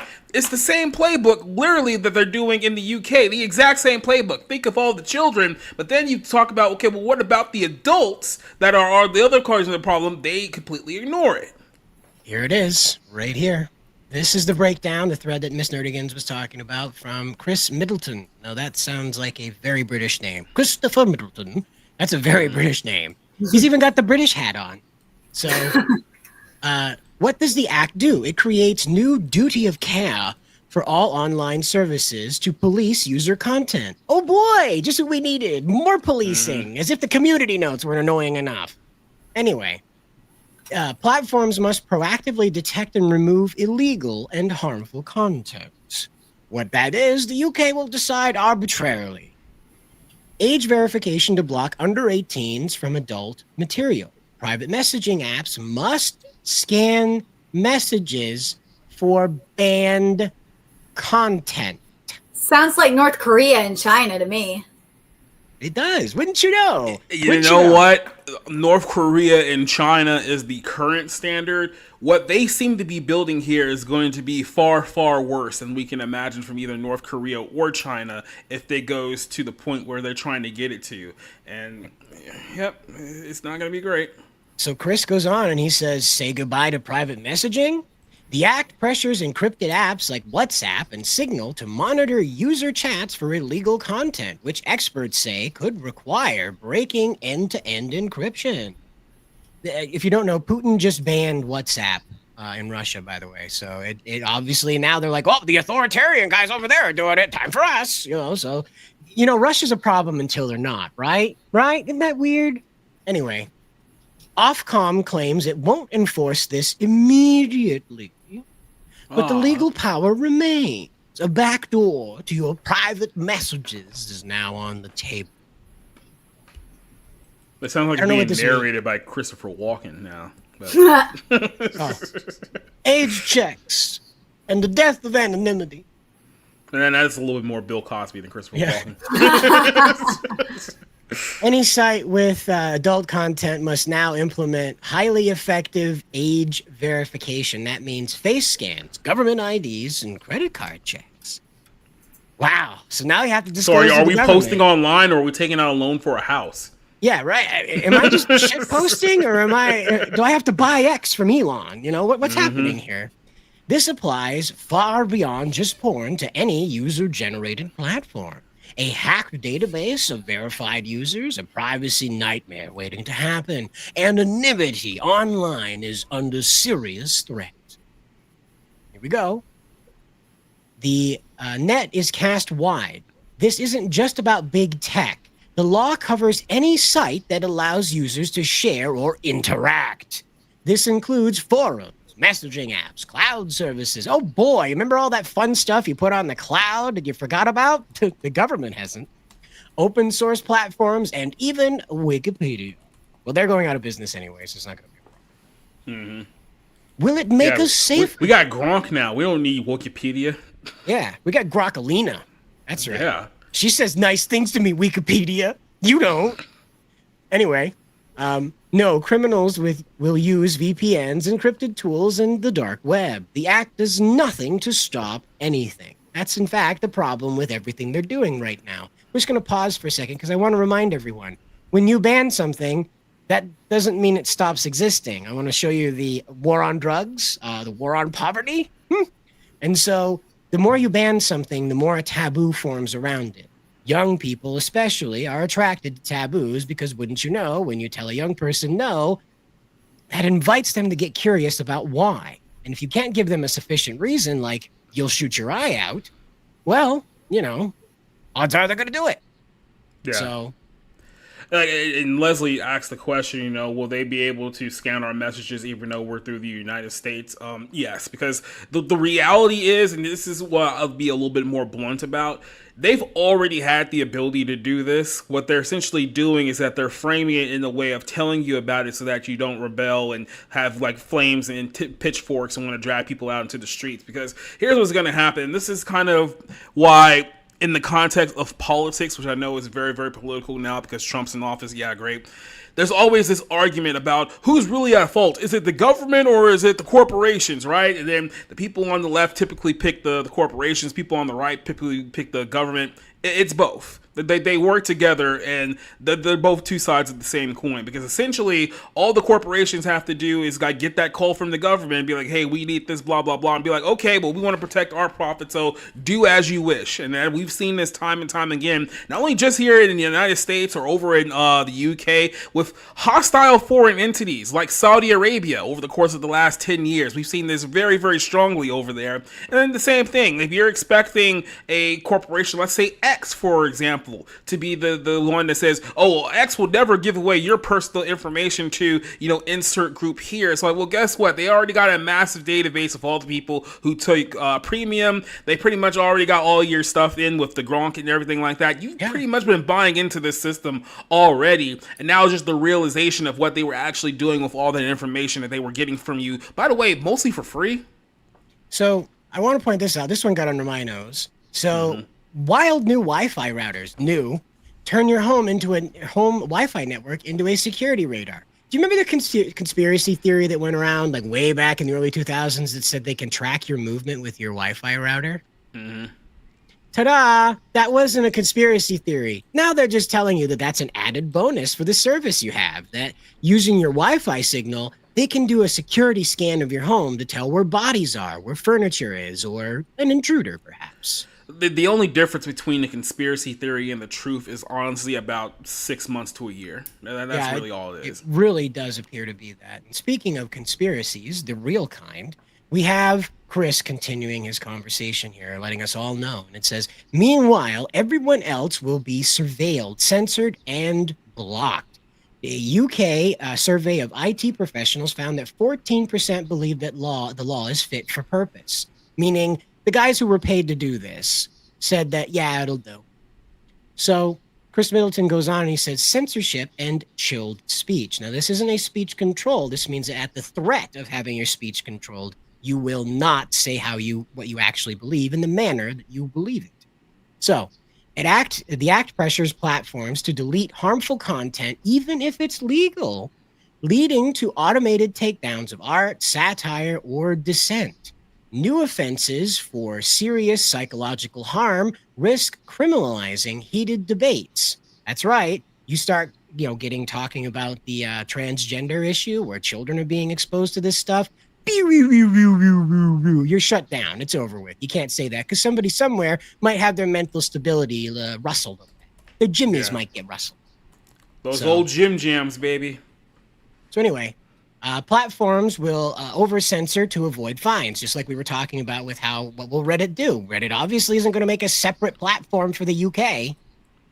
State control of speech. Ofcom can now order takedowns or block entire websites for non-compliance. The Secretary of State can shape what content is prioritized or suppressed at their whim, by the way. If today they don't want anybody talking about what's going on in London, nothing in London's going to be talked about on the UK internet. Tomorrow they'll let it back up, but today we're not going to talk about London. That day you wake up and you realize, wow, the number one baby name in the UK has been Muhammad for like 15 years. Is that a problem? Switch. Yep, you're not going to be able to post about that. So Chris goes on, he says, the global precedent. He says, if Britain normalizes this level of online control, others will follow. Other Western countries will copy it. The EU has already said they will. Digital rights groups warn it is a blueprint for repression. It's a tale as old as time, invading our privacy under the pretense that it's good for our safety. Yes. Do you remember, if you have nothing to hide, you have nothing to fear? Remember that? Do you remember that? I remember that. So anyway, this is what Chris goes on to say. He says, bottom line, Online Safety Act fails to make the internet safer, but it succeeds in undermining encryption, privacy, free speech, and innovation. That's right. You're not going to be trading ideas around in case those ideas are outside of a patent and the US government or the UK government or Chinese government, perhaps the Australian government, doesn't want that particular invention getting out because one of their corporate buddies risks losing his entire empire because you've solved a problem that they had a solution for 30 years ago. So anyway, what do you know? Pretty crazy, right? It's so crazy how all these things just keep happening. Everything that our parents told us was absolutely crazy, impossible. Guess what? We're here. Here we are. So the fight isn't over. Wikipedia is suing with someone else's money, obviously not theirs. Tech firms... They'll never do something like that. Yeah, well, they have no money. They have like two guys to come together. Anyway, a government petition already has over 82,000 signatures. Sorry, Chris, the government said that they're not going to... No, they're not interested. Son of a bitch! Safety online matters, of course. You don't want your kids running into stuff, but that's why you should be a mindful parent. It's very simple. You just make sure that when your kid's on the internet, you're in the room with them. Real easy. You don't even have to be looking at the screen. They won't do things so long as the threat of you being there, right? The same logic that you apply to adults. Same logic. But not at the cost of our freedom to speak, to browse anonymously, or to communicate securely. I say this law must be challenged. What do you think? Yeah, obviously, I agree. I think it needs to be undone. See, a lot of people want to boil this down to, well, it's going to take porn off the internet, so I'm fine with losing every aspect of my anonymity and control over my speech. Yeah. Not realizing, yeah, that's great, but what you've done is that you've created a new standard that you're now going to have to live by for all aspects moving forward. Like I said, this is kind of the thing. Like, a lot of people out there want to be the person who presses all the buttons on the machine that they're going to be used against their political enemies, right? And they want to do that based on this guise that somehow this is not going to backfire upon them. This is only going to be used for the people that they don't like, and you're going to be completely fine. Then almost immediately, that little gun that you were pointing at others gets turned back around at you, and you're like, how did this happen? This is how it happens. It's precisely how it happens. Like, again, did no one learn anything from the Patriot Act? I feel like that's kind of like the biggest example of we done goofed that we can look back to in recent memory, and people just pretend like it didn't happen. Well, speaking of done goofed, we got itch.io coming out and saying, we need to explain a little bit further why we were so crazy about these bans. This apparently just happened a little bit ago. This information just rose up a few minutes ago, a little while ago. It says, this is an addendum to the FAQ July 28th. So that's today. They're coming through and saying, BT dubs, guys, want to let you know. It says, it's an understatement to say the original announcement received a lot of response. I am adding an FAQ here to address some of the most common concerns that I've seen. And so this person, the owner of the site, whoever's representing them, comes out and says this, okay? So why was itch.io's response greater than Steam's? The difference in our response stems from the difference in our platform. Steam is a closed platform where every product page is approved before it appears on the store. Because they were generally aware of the content they host, they could identify and act on specific pages.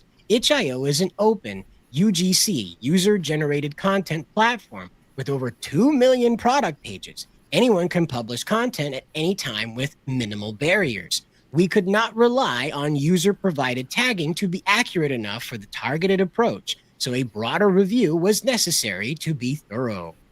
So that, again, this is what they're explaining is that, hey, by the way, we were told we needed to knock it off with certain content, so we decided to knock it off with all the content, just so we didn't take the risk. And that's basically what this is explaining. So library is important. Here we go. This is an important part. The rest of it's kind of flawed. So here we go. Can you elaborate on library access?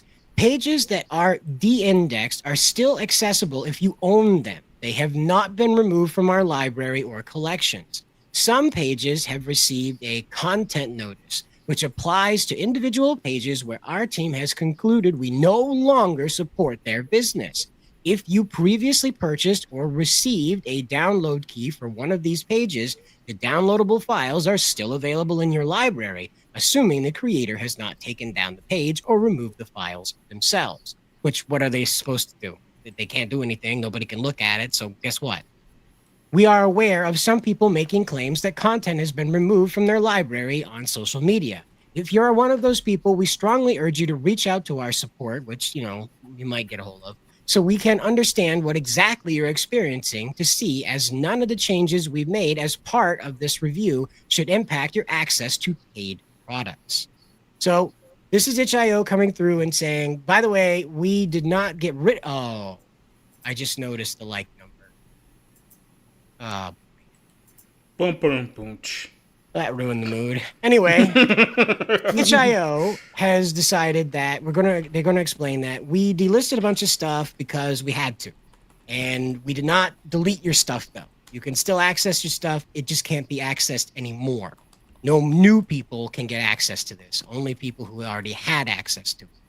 So there you go. That's what's going on with itch.io and what their mess is, and Well, what they said on "Can you elaborate on payouts" is very interesting, though. It says some have noted a rule in our adult content policy about not processing payouts for infringing accounts.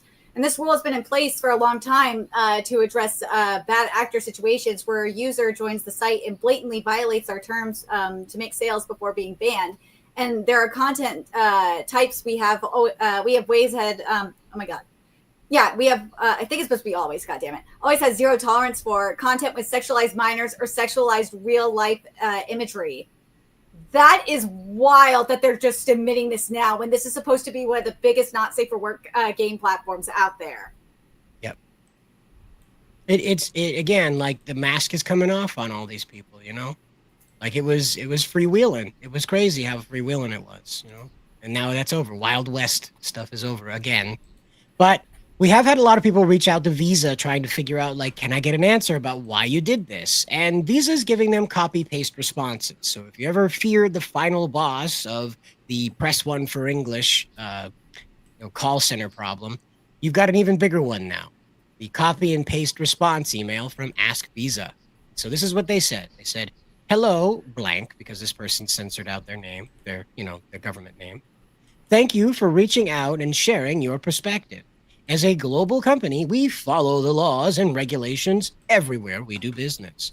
While we explicitly prohibit illegal activity on our network, we are equally committed to protecting legal commerce. If a transaction is legal, our policy is to process the transaction. We do not make moral judgments on legal purchases made by consumers. Visa does not moderate content sold by merchants, nor do we have visibility into the specific goods or services sold when we process a transaction. When a legally operating merchant faces an elevated risk of illegal activity, we require enhanced safeguards for the bank supporting those merchants. So there you go. Okay. So they say out here to your face, we don't care.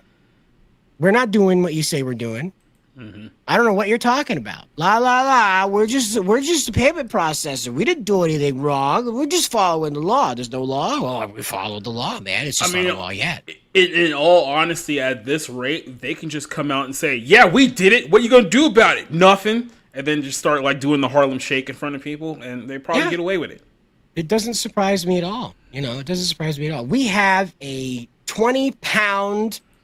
Donation here. Wow, I don't have any fancy things because is it that heavy or is that? Yeah, apparently it is. It's 20-pound donation here. UK citizen and gamer here from Lazy Dunmer. It says UK citizen and gamer here. I can't put into words my theory adequately.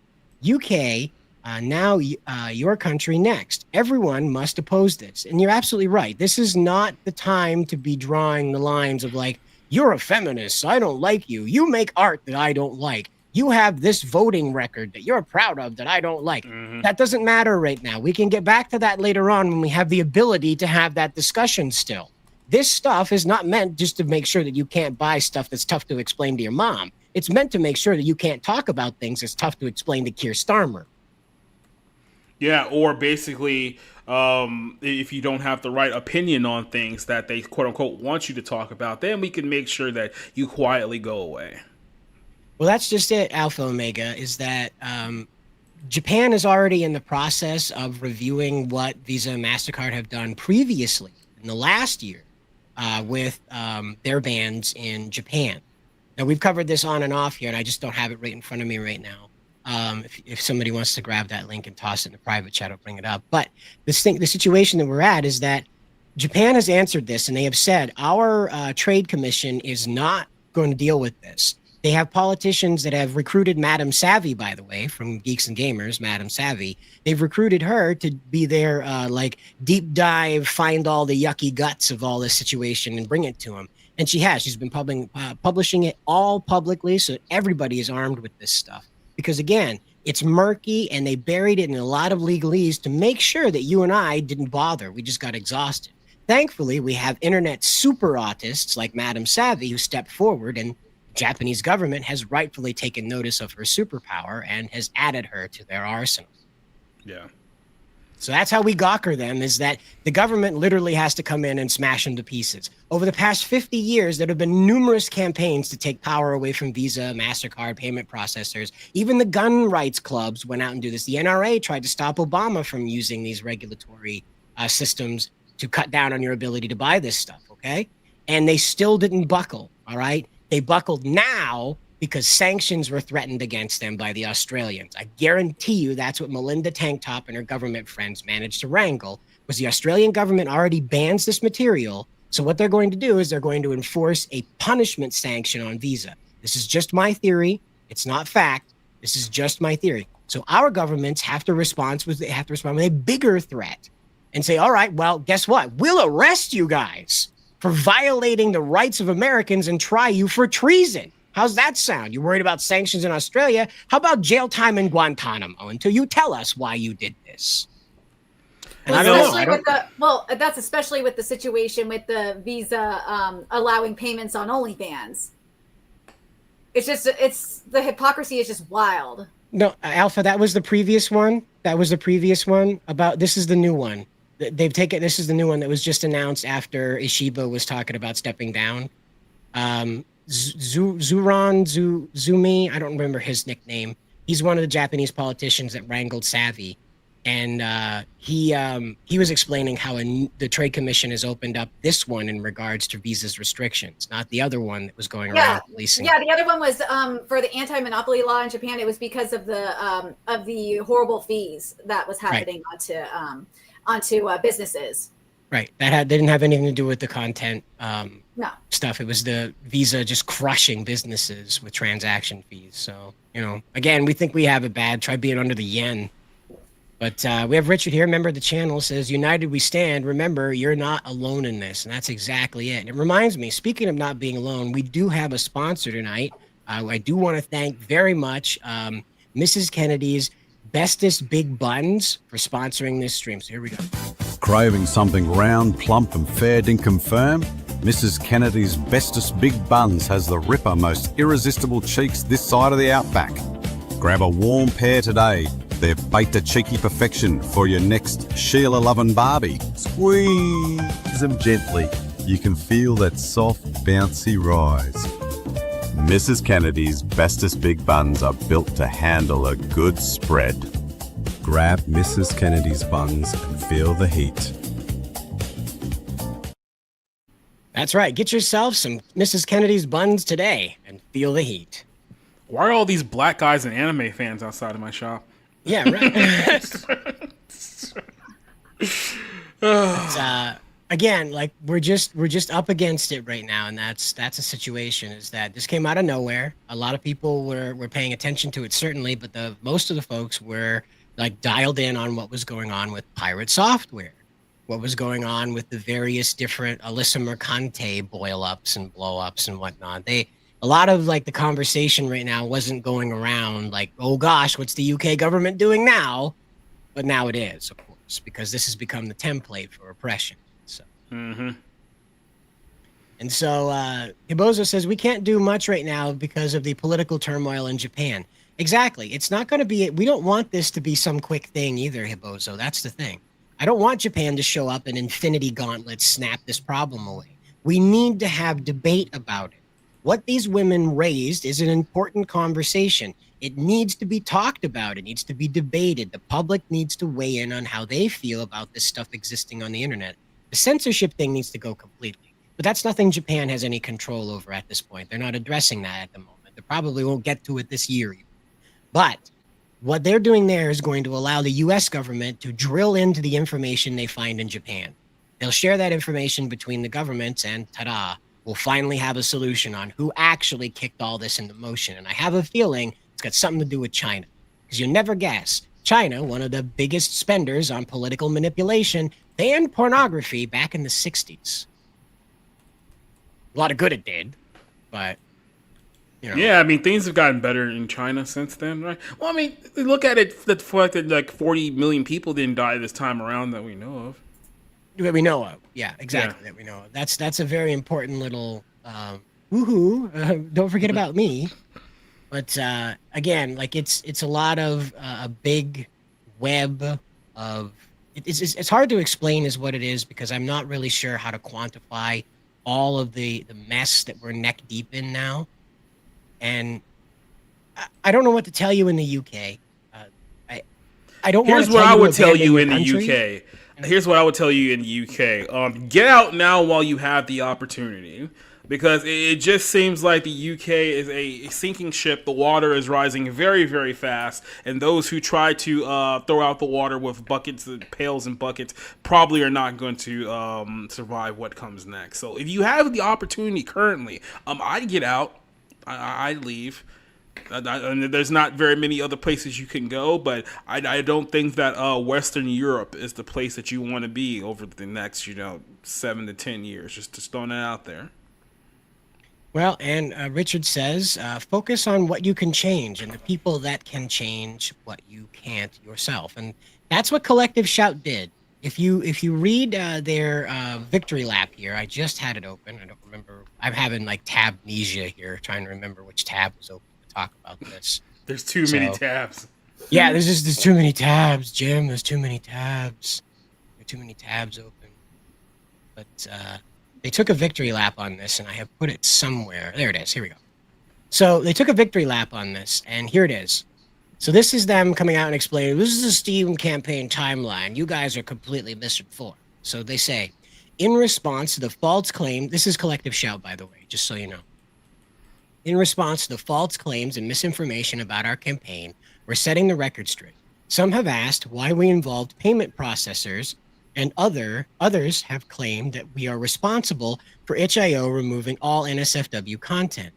We raised our objection to rape and incest games on Steam for months, and they were ignored. They ignored us for months. We approached payment processors because Steam did not respond to us. We called on itch.io to remove rape and incest games that we argued normalized violence and abuse to women. Itch.io made the decision to remove all NSFW content. Our objections were to content that involved sexualized violence and torture of women. Notice there's no torture of men there. No, it's only torture of women. That doesn't matter. Or kids too. Real. Yeah. All of these Collective Shout women. Think of the women and the children, damn it. I got to tell you, all of these Collective Shout women, they talk like they've never seen a man before, but they heard about us around a campfire like we're Bigfoot or Candle Jack. Candle Jack. Yeah. It's like they went to an all-girls Christian school or something. I don't even know. Like a monastery is my best guess. I don't think God is anywhere near these women's life. We're being completely honest with ourselves. Well, they claim they're Christian. I think at least a couple of them have. Well, we know a few people who claim to be Christian who are clearly. Speaking of, I'm very curious, Jacob, what you think about the quote unquote Christians, aka what I like to call the Christofascists. What do you think about them being like doubling down and tripling down on this porn ban that Collective Shout is proposing? I mean, at least they're consistent because they've been talking about this for like years now, as if it's going to happen, and it's probably not. But yeah, Well, no, like some of these people are like pro-Trump and pro-America first, and obviously that is not pro-Trump or pro-America first. No, it's still not freedom first. Like I said, these are grifters to the highest. The best example I can use of this is Mr. Nick Fuentes, because he is someone who people tells everyone that, oh no, he's a hardcore Catholic. He's all about the Rome and whatnot. So he's got a lot of people to buy into this whole idea that, hey, if we just give up all of our power to the Roman government, then we'll really get the Christian nationalist utopia that we've all dreamed of. So just submit to Rome. And it's like, yeah, okay, obviously, because we're oppressed homosexual man. See, like, that's why I'm like, dude, this is why I just call them Christofascists, because that's what they want. They want to force your religion down everybody's throat. Yeah, that was a time period where that did happen. We called it the Dark Ages. A lot of people died. Yeah, it didn't exactly go over very well in a lot of European nations. Some European nations are actually still kind of butthurt about that. Spain. Poland. Yeah, exactly. So, we talked about this a little earlier. There have been some people that showed up in the comments section that were quite upset that we have decided to support the resistance to global control, when And so I wanted to bring out, like, somehow the people who produce so much fury over Hollywood gender swaps cannot find it in themselves to resist the plot of Captain America, the Winter Soldier, materializing right before their very eyes. And there it is. Remember that time Hydra was planning on punishing people by using a high-tech surveillance state? Remember that time where Hydra literally took over the government by secret over a course of like 60 years and turned against the American people? It was almost as if, I don't know, maybe it's predictive You programming. remember how the Marvel universe never addressed that ever again? No, it's all fine now. We found Hydra. They're gone now, so everything's fine. Everything's totally fine. Don't worry about that. Right. And Don't look at the man behind the curtain. Mm-hmm. we were discussing this one a little earlier. I'm not going to show you the details of this stuff. It's not a like address and stuff, but it's agitating to people to read, okay? So Collective Shout staff, now these aren't just like the advocates that we see. These are people that are actually on the About Us staff page of Collective Shout, are now stockpiling personal and family data on creators Smash JT and Madam Savvy and more. We need more evidence of these mafia-like tactics. Please keep an eye out for attempts from Collective Shout to dox their opposition. If you don't know, doxing's illegal in Australia. You actually go to prison for it. It's like a federal crime. So fear is the only tactic that these people trust, and that's what they do. They go out and try to scare the companies into submission by, we'll hit you with whatever we got. We'll paint you up as facilitators of hurting women. That's what they do. They come through and just make sure that you understand that you will be obliterated.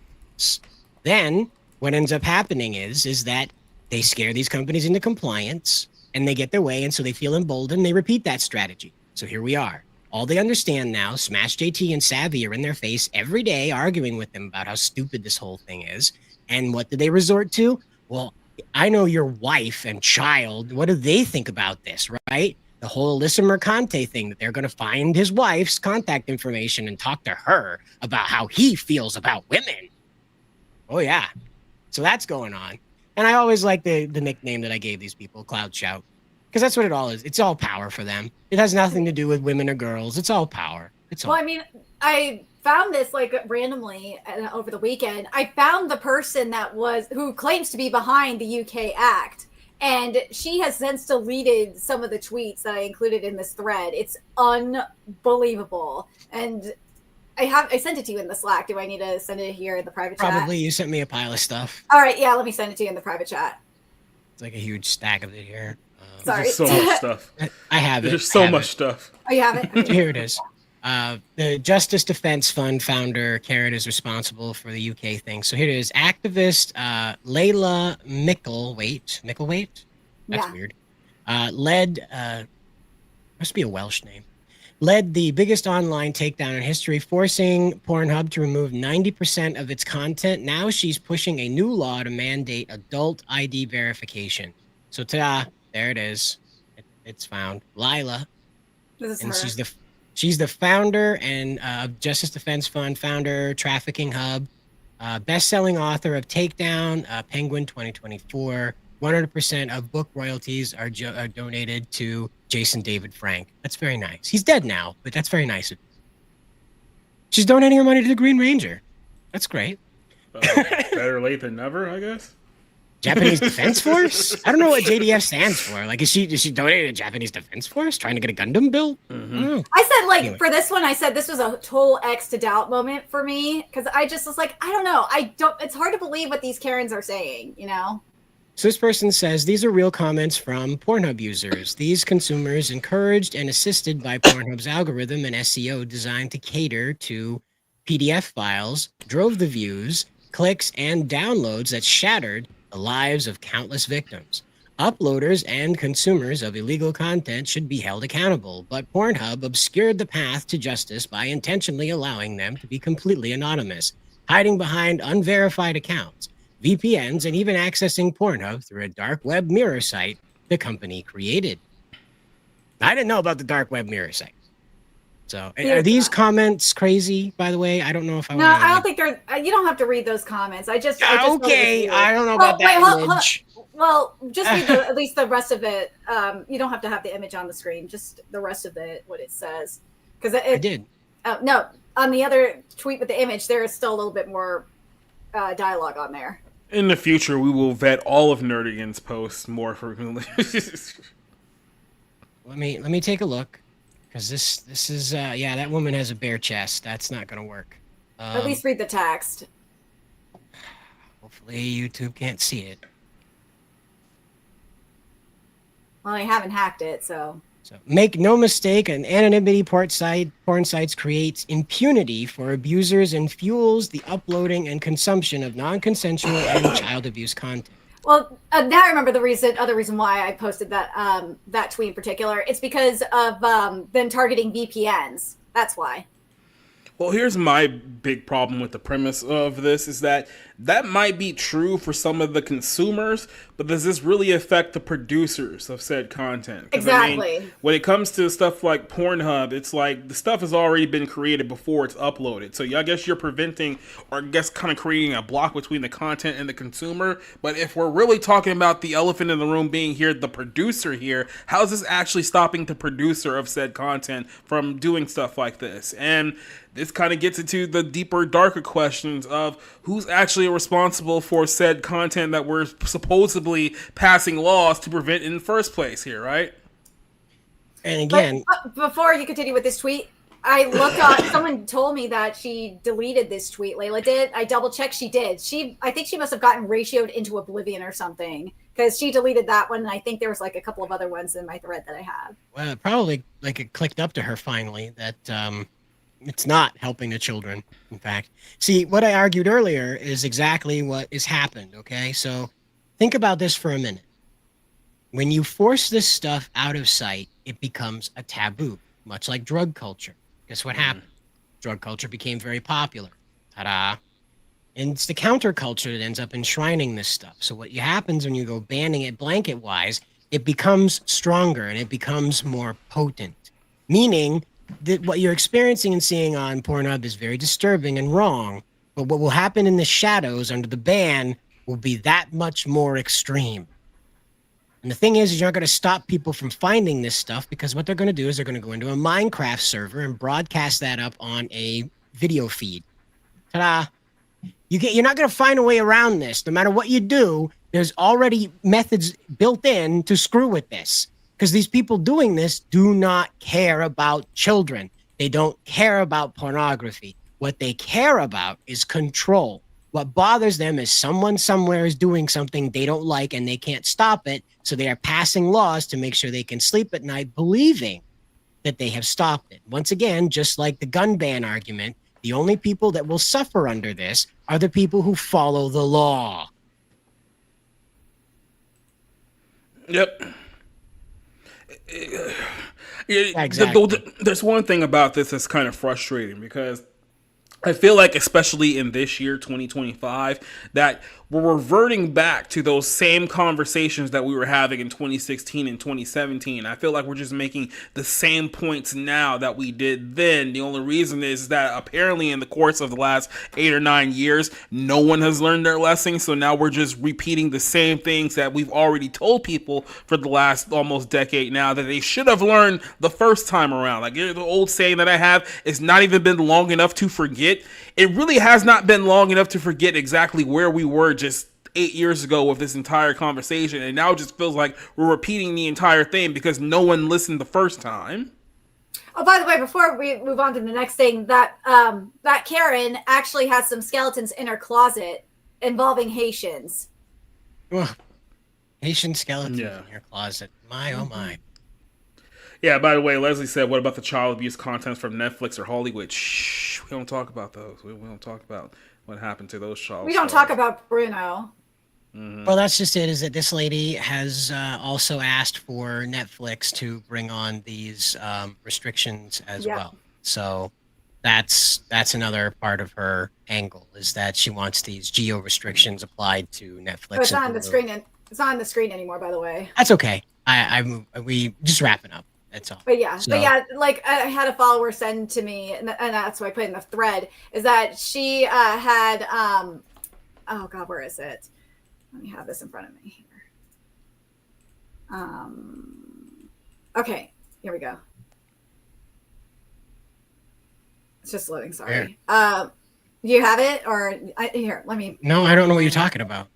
Oh, basically, there's skeletons in her closet because someone sent to me that, oh God, where is it? Oh, well, further down the thread, she's talking about trying to make this U.S. federal law and trying to go after Twitter.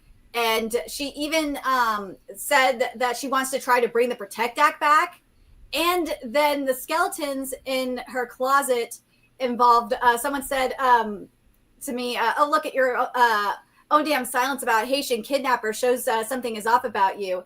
And you rather snipe on anime. This is what this person sent to me. But yeah, like basically what it says here is that back in 2010, when this person was arrested, this one person was arrested named Silsby, I think it is. Okay, with 9 other American nationals attempting to steal 33 children from the country, most of whom were not even orphans and had families, according to some reports. And CNN reported on February 9th, 2010, that this was not the first time Silsby had attempted to traffic children out of Haiti.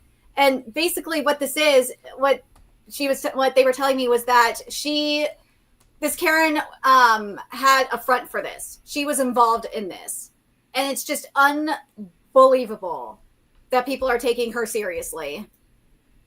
It's very Clinton. I get it, but at the same time, you can say that about a multitude of women that have come to influence our culture over the course of the last 15 years. I mean, I think at one point we all kind of say the same thing about Anita Sarkeesian, and then that was kind of like the baseline. And there's been a multitude of other women that you can basically put in on a placeholder who have done the exact same thing. Like, how is anyone taking this person seriously? And then the next thing you know, we're crying for George Floyd. That's all I'm saying. Like, somehow we got here. Yeah.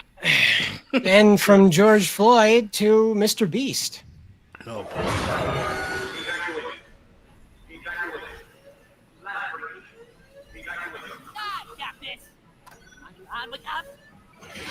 Jimmy! Where are you? Seriously. Welcome to MrBeast Lab. Yeah, well, I can't play the music, this is already gay, and I hate it. Yeah. Oh, it's awful. It's bad. So it's getting ratioed to hell, too, on Twitter. Wait until he reaches into the ass of the popcorn monster and pulls out popcorn out of its ass. I'm sure Melinda Tank Top's very happy about that visual. Well, kids watch this content. Well, yeah, MrBeast's a god, you know? Mm-hmm. There it is. What does he do? He reaches into its ass and pulls out. Did you catch that? It went by a little quick. Let's just jump back. Let's just jump back. Good old MrBeast here.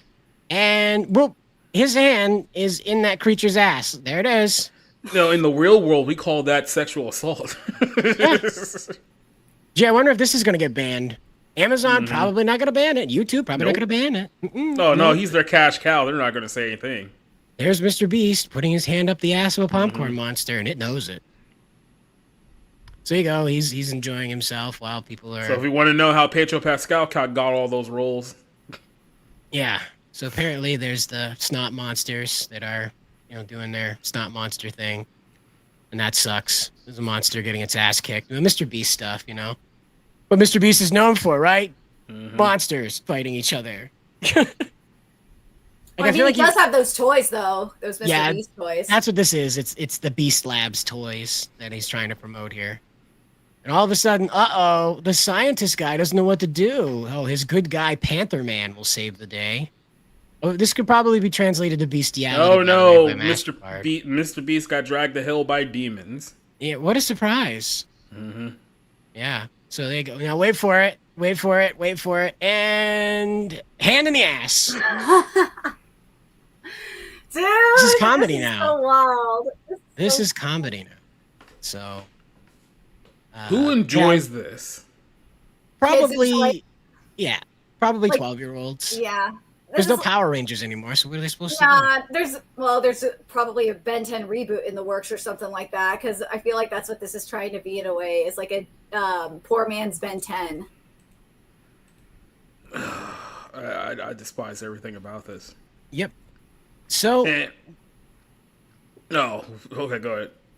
I was just going to say, because that's just the poop du jour, we have more poop to present. Wonderful poop, in fact. So what's going on is that a lot of people are freaked out that Robert Downey Jr. might not be playing or might be playing Doctor Doom for realsies because his contract has been negotiated to extend to more movies after Doomsday, or excuse me, after Secret Wars. So is he going to be Iron Man again, or is he just going to play Doom for the next 10 years? What was brought out was that he is going to be playing Doom after, or it's being negotiated for him to play Doom after Secret Wars. So he's really Doom. He's not Stark Doom. He's the Doom. So essentially what you told people is that Doom is not going to be defeated after Secret Wars, even though you're kind of branching this entire thing on the fact that, hey, by the way, it's Doomsday, then Secret Wars, then a reboot, and then you're going to get new Doom. Like, by the way, isn't like Robert Downey Jr. already like 65 years old? It feels like he's like 65 years old now, which means that he'll be near 70 by the time that these Doom projects actually come to fruition. Yep, exactly. Yeah, it's but like I said, this whole casting news when they announced it last year was just like it's such a desperate ploy for Disney, because everyone knows that ever since Endgame ended and those two little phases, that Phase 4 and Phase 5 came out, and none of those phases hit with audiences whatsoever. I think you can argue only the Spider-Man movie was a hit, and that was more Sony than it was Disney. So they were so desperate to get those hits back that they were getting back in 2016 and 17 and 18. That I was like, oh yeah, let's bring back Robert Downey Jr. and we're gonna have him play a completely different character than what he was playing before. And he'll basically be doing his best Tony Stark impersonation, except for he's playing Doom. So Richard here, member of the channel, asked, "Who's the audience for this?" And I'm not sure Disney knows anymore. When Kevin Feige's talking about this project, it's kind of like he's talking about some secret, like how the Ford CEO talks about something that's in SVT. Like, he doesn't know what it looks like yet, but he knows it's going to be badass when you see it. It's completely an unclear description about what they're doing. I mean, Kevin Feige did admit that, like, it's been all about quantity over quality at Disney for Marvel. So. Well, quality over quantity, without admitting that all those dumbass projects like Echo and Ironheart and Daredevil Born Again, and all those flops that are currently sitting on Disney Plus. Who watched Moon Knight? Did anyone watch Moon Knight? Did anyone watch 1 second of Moon Knight? There was that one guy, and he really liked it. Oh, okay. Well, I guess if dude likes it, that's correct, right? Yeah. I know more people that probably watched Daredevil Born Again than Moon Knight. By the way, remember, like, it was like a year, maybe 2 years ago, that Secret Invasion, that Samuel Jackson series that was supposed to be like, oh, this is going to be like Avengers, but on Disney Plus. And then that came and went so fast, and it had such a negative BS reaction to everything that happened on that whole thing that they don't even talk about it anymore. They don't talk about Bruno. Before we get too far away from it, we do have a $5 super chat, $4.99. But we do have a $5 super chat from Conchi saying, "I am going to contact my senator, suggested by Chibi Reviews, and trying to find ways to fight back. I hope you guys are also doing also contacting your senator or government anyway to fight this." Absolutely. As we talk about over here, to sign the petition to get a hold of your government, we were just talking about Jim Jordan. I can't help you with who your guy is. You guys have to Google that. It's real quick, though. You just pop into Google, search your state, and type senator or representative, one or the other, or both if you like, and Google will give you that result and the phone number to call them, their office, hopefully, that you can let them know. So, yes, that's absolutely a priority. If you feel this is necessary for you, you can send an email as well if you don't feel that talking on the phone is going to go very well. You know I would get loud with my representative, so I'm not going to call. I'm going to write a very sternly worded letter they can read on the pooper. So we do have more Doomsday news, excuse me, not Doom news. Might get people confused. Yeah, Doomsday, it's all a shit show at this point. But Rebecca Romijn, who's back to play Mystique, because she played Mystique 25 years ago, and now she's going to play it in the Doom script, basically revealed that even though they've been shooting this movie for 3 months at this point, the script apparently is not finished yet. So no one knows how this movie is going to end, considering the fact that this is supposed to be the launching point to another movie, Secret Wars, which apparently they should also be shooting soon as well. So we're just supposed to believe that all of this is going to end very, very well. And why wouldn't we with Disney's track record over the last 5 to 6 years? But when it pertains to Marvel, we should just trust them and don't ask questions. Just consume product and be excited for more product. Robert Main talks about it. We have a button for that, Jacob. We have a button. Oh, no. Don't ask questions. Just consume product and then get excited for next product. We really need to add the one with the clap. It's like, you just keep hitting the fucking home runs, Disney. Yep. And then, so this was what, Comic-Con? I guess Comic-Con was last weekend, right? Was it this past weekend? Okay. By the way, like, talk about how far something's fallen off. I literally had no idea Comic-Con was taking place this weekend, like, at all. I just saw it on Twitter. It's like, oh, yeah, I guess that thing's happening. So, there you go. But, it says that the San Diego Comic-Con suite, Star Trek New World Star, admitted that she wasn't sure if she was finished filming the forthcoming Marvel film because the script isn't fully complete yet. Again, how do you shoot something for 3 months and not complete the script for it? It's one thing to say that, oh, we just don't have an ending for the movie yet. We got a couple of ideas, but apparently they're just writing this on the fly. Like, how do you get a cast of like 70 people to start filming scenes and be like, what are we doing? We'll figure it out in post. I'm not quite sure, she asked, when we're done filming scenes. The script they haven't finished writing it. It's been very, very fun. We just don't know yet. They keep everything very close to the vest themselves in an effort to keep everything under wraps. So, I guess this is all either a ploy to keep their interest and intrigue about what the film is going to be, or she just accidentally exposed the severe incompetence that's happening with the creatives at Marvel Studios at the moment. But he says that I cannot confirm or deny that I've read the entire script. She also admitted that she can't say who she's filmed scenes with alongside, but it's been a surreal experience shooting some of her original X-Men stars in this new blended cast. And it was very surreal to be with the old cast as well as the new cast. And I had crazy dreams while I was there, for a huge chunk of the shooting, like really regressive dreams. I don't know. That's relevant to the conversation. That is very strange. My brain was really trying to organize. I was like, oh, this is a character that I played 25 years ago, 20 years ago. It was very surreal. By the way, it was like 25 years ago. I mean, the first X-Men movie came out in 1999, so that was 26 years ago. And I don't know when X3 came out, which would have been the last time she was in a movie, but I'm pretty sure we're pressing on about 20 years ago with that one here as well. So Yeah, it was 2006. Okay, so we're coming up on pretty close to 20 years since that whole thing happened. But yeah, we know all the people who are going to be in it, at least most of the people who are going to be in the movie. There's a couple of names that said that they won't be in it, but I feel like they just said that to make it a bigger surprise when they do show up, even though they've already been brought back in other movies and related to this whole multiverse nonsense. So I'll shoot this question over to you. One, do you hate the multiverse? Because I certainly do, and these films are definitely making me hate the multiverse every single day that passes by. And two, do you think that it's a good thing or a bad thing if it's true that they still have not finished the script and they still have not come to a conclusion of where they're going here? Because this is one caveat that I will remind people of. This was clearly not their original direction, if you remember how all this was supposed to go. This was supposed to be the Kang Dynasty, and then Jonathan Majors got in trouble a couple of years ago, and then they scrapped all the plans.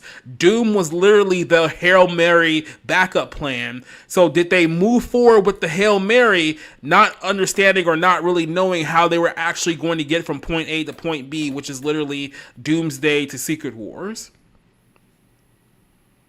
So that's, again, like another headache that they're dealing with. Because like I've said before on this topic, is that they don't know what they're doing. The Marvel Universe has been in free fall since Endgame. I'm not telling you anything you don't know already. But the trouble is Disney doesn't want to course correct that, because that means giving you what you want. And that means they were wrong for 10 years. And they can't do that because the shareholders have it in their mind that all this modern audience stuff is going to pay off eventually. It's been 10 years. But eventually, this modern audience stuff is going to pay off. Eventually. Well, it seems it might be paying off in terms of like Fantastic Four, because that's been doing pretty decent in the box office. And I've heard like nothing but good things about it. Well, and again, I mean, like that's the new Marvel that was just a one-off movie. That wasn't a continuated. So now they've made a really good movie that they can't continue the story of. So brilliant. Oh well. But they're on their way to Doomsday now, and they're all going to be friends and hold hands with Doctor Doom, and it's going to be great. They're going to have a Doombaya. It's going to be great. Oh, a Doombaya. I see what you did there. I worked so hard on that. I've had that in my back pocket for 20 years now. Nah, I'm kidding. Yeah, speaking of the Fantastic Four's opening, total, it's $218 million worldwide, and the budget was $200 million. Well, if it was 200 million, then I mean they're probably looking somewhere for the budget and marketing of a Marvel movie. You're probably looking at about $650 to $700 million break even rate there as far as the film goes. So if it can keep a positive buzz for the next couple of weeks, it might make its money back. But this is the problem with all these giant superhero movies now. It's like there used to be a time in Hollywood where if your film made $100 million, you were a success, like you were a certified hit. Now with these budgets and these overproduced nonsense, it's at the point where not only do your film has to make at least $700 million just to break even, just to recoup what you spent on it, it really has to be $1 billion for it to be a certified success now. And that's how much the industry has oversaturated and regurgitated itself. And that, look, Superman, have we talked about Superman over the last couple of weeks? Because I don't even know what the updated box office numbers have been for that movie, but we were talking about not too long ago that film needed $700 million to break even. After 3 weeks out in theaters, it's only just past the $500 million mark, which means that it still is not profitable yet. Yeah, well, and it's likely you're not going to get that. Speaking of not profitable, Marvel Comics is repeating Endgame with End of its Ultimate Universe. So there you go. Endgame, December 31st. So there you go. I feel like the Ultimate Universe has died 8 times already. Is that just me? Yeah, they don't have. They're just kind of like I said. Nobody knows what they're doing. From the comics to the movies, nobody knows what they're doing. It's all up in the air, left, right, upside down. Kind of like what's going on with Robin Williams' voice, death, ghost. I'm not sure what to call it. Apparently, Matthew Lawrence of Mrs. Doubtfire would love to bring back Robin Williams with AI. Obviously, with the respect and with the okay from his family. I would love to do something really special with his voice because I know for a generation that voice is just so iconic. Well, here's the problem. Rick, like you were acknowledging, Nerdigans, Robin Williams produced his will in which it says you can create no new media out of me. You can sell all the old stuff, but you can create no new media after me after my death. So that's over with. It's not going to happen. But this, I wanted to bring this up because this is more digital necromancy. They have nobody right now to fill the shoes of these guys. So they're just going to dig them up using digital necromancy and make them dance for you. There's nobody to replace James Earl Jones. There's no new spooky voice man. So they just dig up James Earl Jones and turn him into Vader on Fortnite. Talk about thoughts all the time. You know, what a storied actor that dedicated his life to the craft really would want his legacy to be mired in. Conversations about butts and who's stealing from what footlocker.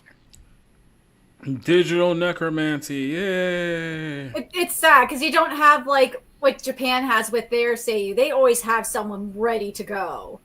Yep. That's because they actually take voice acting seriously. I think it's the same. I could be wrong. I think it is the same in France too, because I know France takes theirs voice acting extremely seriously. So that's why I'm like, I think they have. I don't know. Obviously, it's not as good as Japan, obviously, but I think they do have something over there. Yep. Well, and here's, speaking of something, the property issues have finally hit the cable television giant HD TV. So, oh gosh.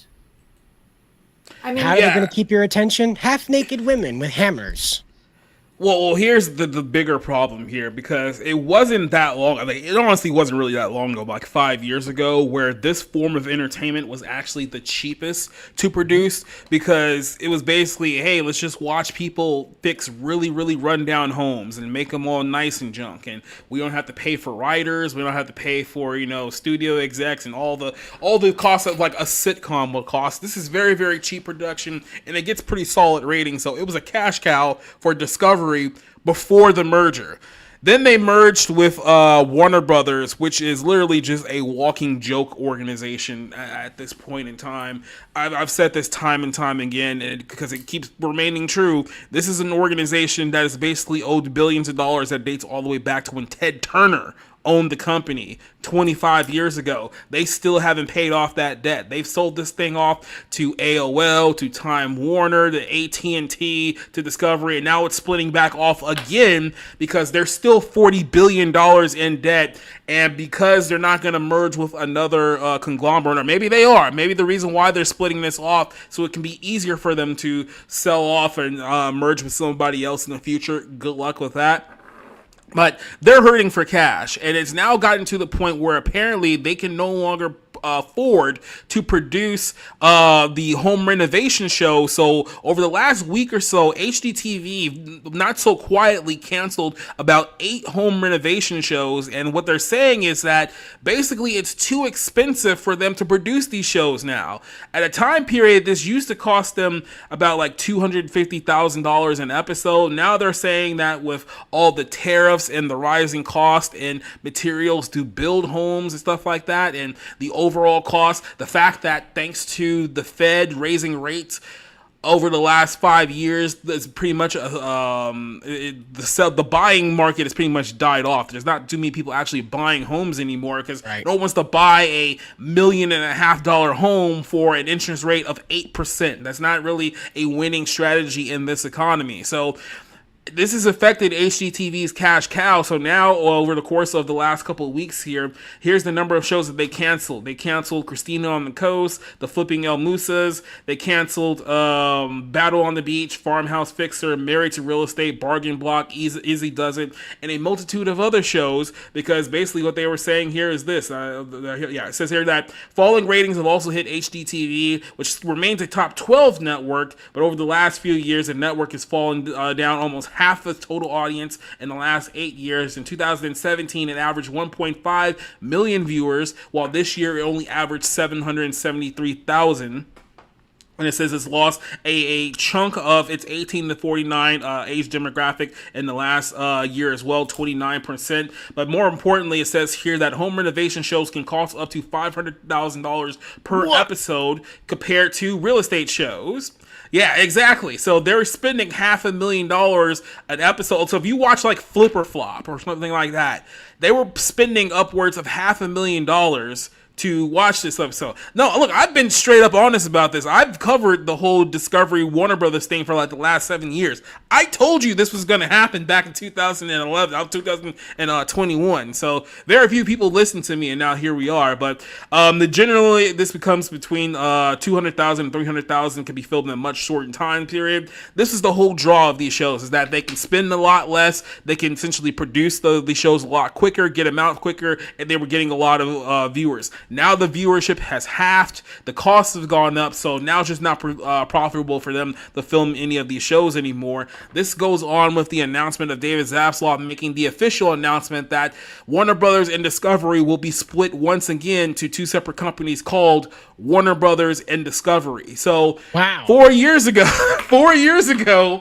these 2 companies merged together and we're going to be Warner Brothers Discovery now. And literally 4 years later, it's like, we're going to split up. One company is going to be called Warner Brothers and the other one's going to be called Discovery. Isn't this exciting? Here's what's happening here in the grand scheme of things. This is what happens when you have corporations masquerading as media companies. And here's what I mean by this. They're doing everything in their power to make sure that their stock prices do not plummet, which means that they are legally required to bullshit their shareholders month after month after month, convincing them that, hey, don't worry, guys, everything is just fine. Don't worry, everything is just splendid. There's going to be so much stuff coming out here. You're not basically they can't publicly admit, hey, look, we're like $40 billion in debt. We can't afford a lot of these shows. We just lost the NBA. Warner just lost the NBA to Disney and NBC. They lost inside the NBA, which is their big hit sports show over the course of the last 30 years. They just lost it to Disney. And they're trying to make it seem like that everything's going great. So all of this camouflage and cat and the mouse games, like I said, they can't publicly admit, hey, look, we're not really doing too well right now. We're actually hurting kind of bad. And now that Superman movie looks like it's going to bomb for us too. So we're kind of in rush. You can't say that because your stock price is going to absolutely plummet, which means that your shareholders are going to be very, very angry with you. And that is going to create a whole slew of problems. What do you have to do? You have to keep creating news that make it seem like the things are getting better when they're actually getting exponentially worse. And this is what Disney has been doing for the course of the last 10 years. This is what companies like NBC Universal does. Because like I said, there are no media studios. There are no film studios. There's no television studios anymore. They are corporations masquerading as media companies. This is what this is. Right, exactly.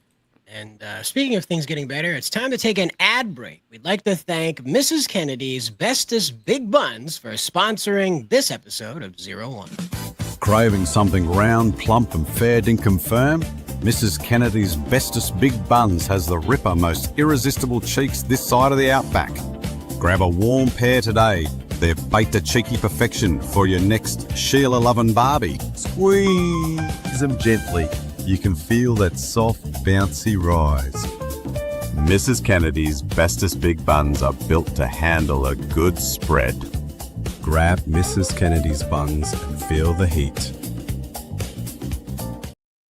Now, these may not be Mrs. Kennedy's buns, but the world has in fact cracked open over Sydney Sweeney's jeans and this office-working Asian woman.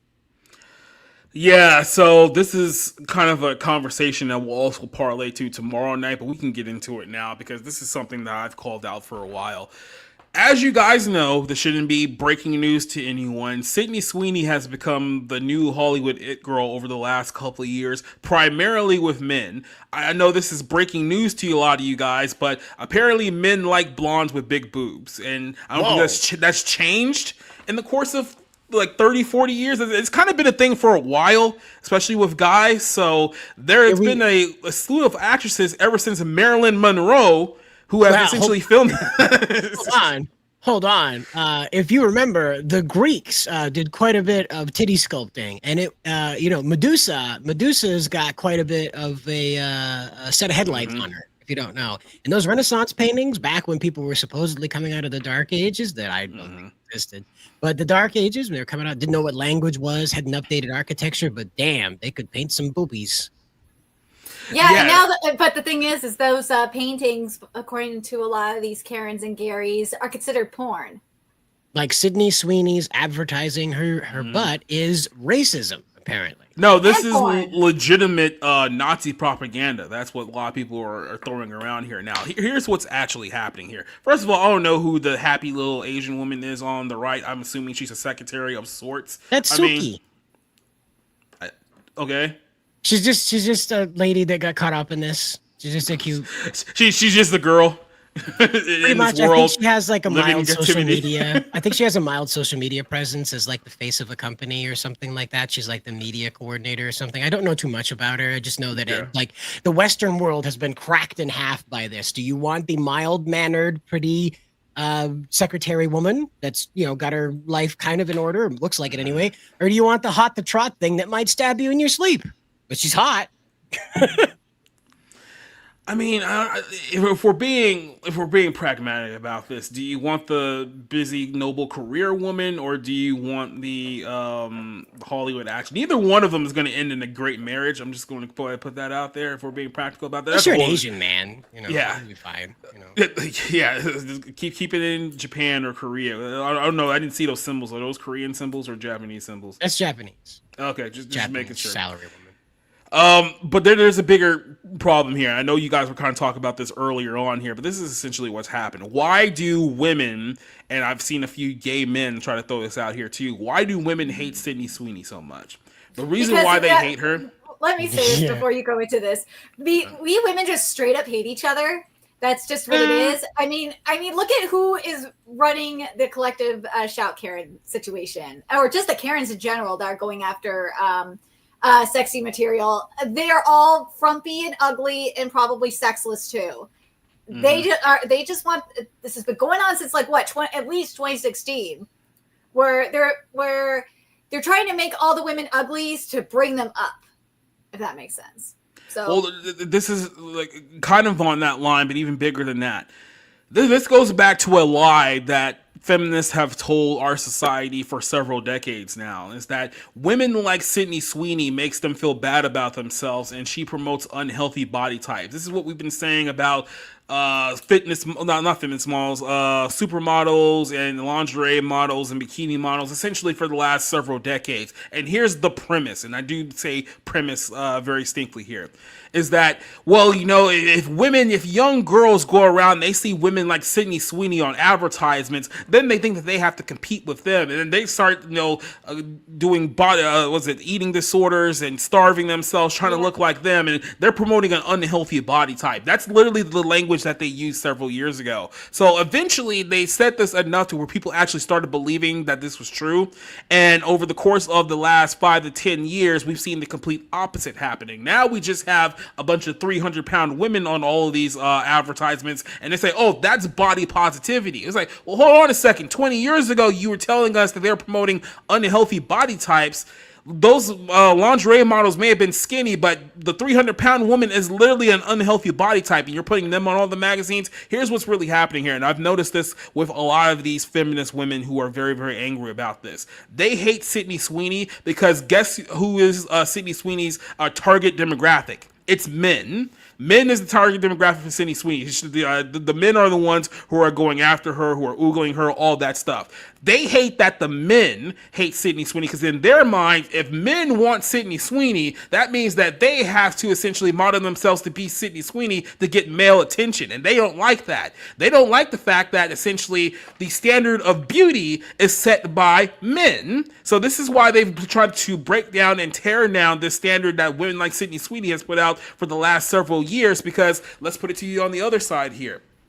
If the standard of beauty was not set by men, but actually set by, let's say, feminists, that's probably where you're going to get women like Lizzo on the cover. And then we have to sit there and pretend like, oh, yeah, she's just as beautiful as everyone else. You go, girl. But here's the thing. They know that if that's the standard of beauty and men reject it, then they have a chance. If the standard of beauty is Sydney Sweeney, then they know that, guess what? They have to, let's be honest with ourselves here, you probably have to up your game in order to gain male attention, and they don't want to do that. That's what makes them... We talked about this last week with the whole Kim Kardashian butt thing. I remember we just had this conversation last week here on this show. All of these women are getting fake butt implants and BBLs because in their mind, they're trying to model themselves to be like the Kardashians and the Jenners because they see that the men like the Kardashians and the Jenners, so they're trying to be like them. And that's essentially all this is. Meanwhile, Rock Solid has this great post that they put on Know Your Meme, and it says, the amount of dudes getting one shot by a single image of a Japanese salary woman is insane. It got so bad that even Grok fell in love with her. And he was asked, which woman would you choose? And Grok said, as an AI, I'd choose the professional in the suit. Substance, intellect over fleeting allure. Ooh. They just eliminated Sydney Sweeney from space. Like, this is the best reply to that image that I saw. That to Grok was this one. Ooh, ooh. all you heard was target down. Right, target down. Don't worry, we'll get him next time. But it's true. Like, these guys are just coming out of the woodwork. Wherever Sayori, she's name is not Suki, apparently. It's just part of her screen name. But apparently it's Sayori. There it is. The guys all over the place. There's thousands of these, by the way. This is just one of them. There's thousands of these of guys begging this woman to be their girlfriend all over the world in every kind of language you can imagine. This young lady is quite possibly the most eligible bachelorette on planet Earth in this very moment. She could probably have her pick up Saudi princes today. That's what's going on with her, and I have no clue how that happened. Yeah. You know what it is? It's a symptom of the fact, and this is kind of the opposite point of this too, is that Western women, if we're being completely honest with ourselves, have made themselves so unattractive and unattainable by the same logic point that we just explained here, is that, yeah, women like simple Japanese businesswomen here look like 10s by comparison now, because just her smile into the camera, her goofy little, hey, I see you there smile, gives the perception that she's far more pleasant to be around than about 45% of women these days. And that alone is attractive to men now. You guys have essentially driven men so far away that the very simplest things now are the most attractive to women. And guess what? This is your own fault. This is your own fault.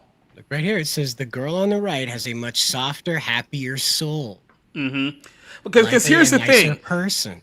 You can complain about the Sydney Sweeneys and the Pamela Andersons and the Carmel Electras and all these women who have come past and friends, but it's like, here's the you want to know how the male brain works?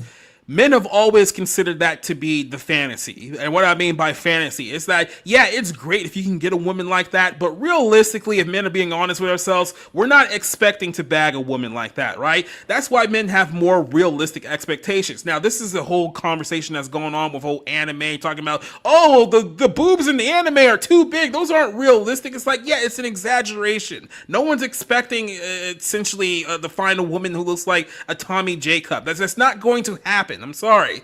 You have to separate this idea of fantasy and reality. And I hate to break this to you. I think men have a better grasp on fantasy and reality than women do, which is why we get into conversations like this in the first place.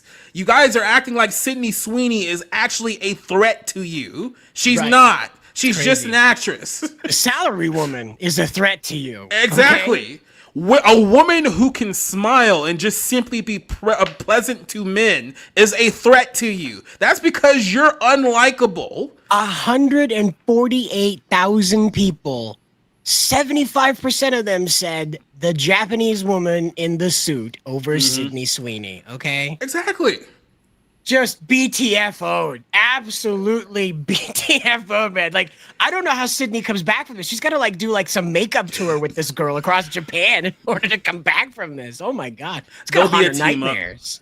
They're going to ruin it because Salary Woman is going to be in a Gene commercial in about 3 months, and then they'll ruin the whole allure. But seriously, some of you guys need to tone down your ego. Now, no, I understand. I'm telling women to tone down their ego. How dare me, right? But in the grand scheme of things, the fact that you look at women like Kim Kardashian and Kylie Jenner and Sydney Sweeney and think that somehow you are actually in competition with these women, do we need to go back and bring up the whole T-app conversation? Because it feels like this can go in very, very easily with that whole conversation, right?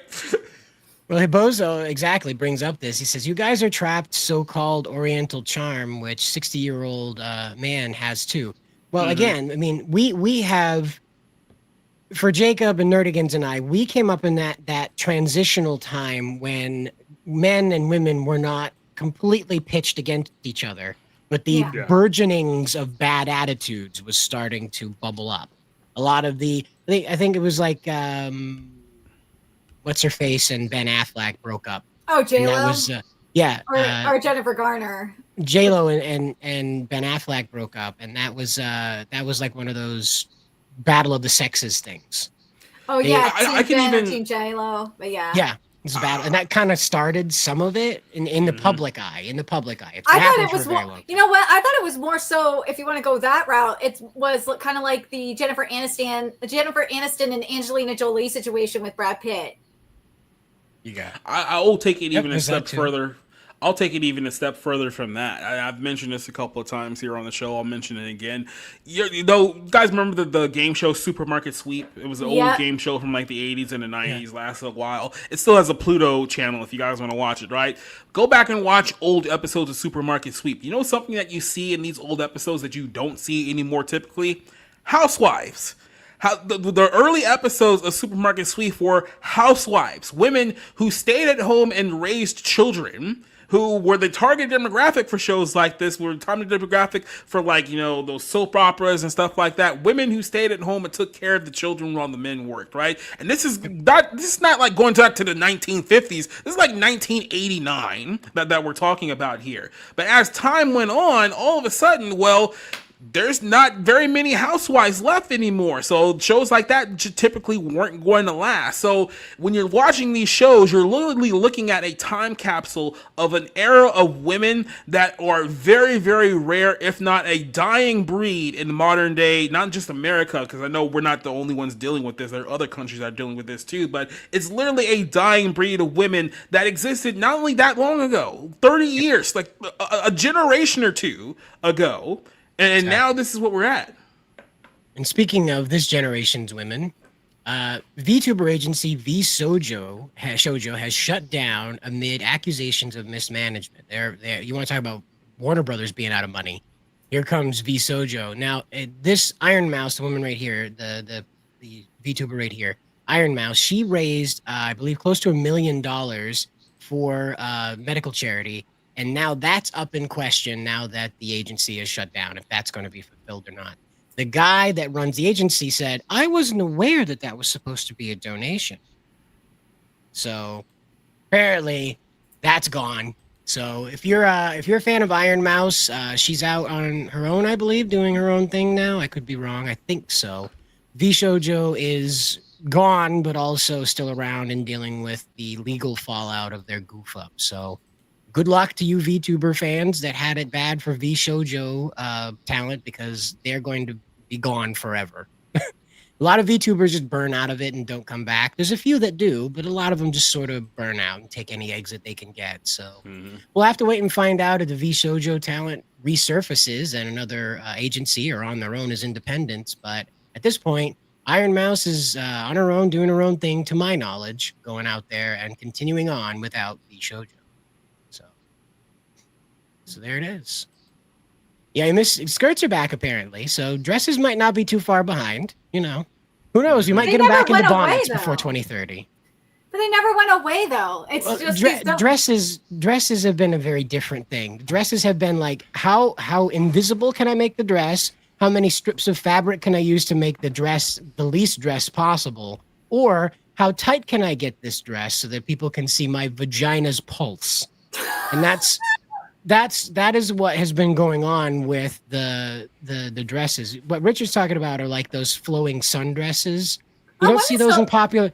I know they wear them, but they're just not in popular media. You don't see anybody in popular media. Well, because like I said, the popular media, put it to you this way: why do you think that women like Kylie Jenner and Kim Kardashian have like 500 million followers on social media? Is because women primarily follow them. So they've been looking to those type of women for all of their quote unquote fashion tips, and most of them wear next to nothing, and that's probably saying being very, very, I don't know, honest or just as far as that whole thing goes, but that's essentially who they've been following. It's not like the women who wear sundresses and dress modely completely went away. It's just that that's not who the culture has been primarily fixated on over the course of the last 15 years. Somebody also brought up a good point here, just real quick here too, that, you know, somebody said with the whole Sydney Sweeney thing, Here's the key difference here. Sydney Sweeney, the people who primarily find her attractive are men, and that's why there's so much pushback against her. Well, then on the other side of things, you also have this other blonde girl called Sabrina Carpenter, who's like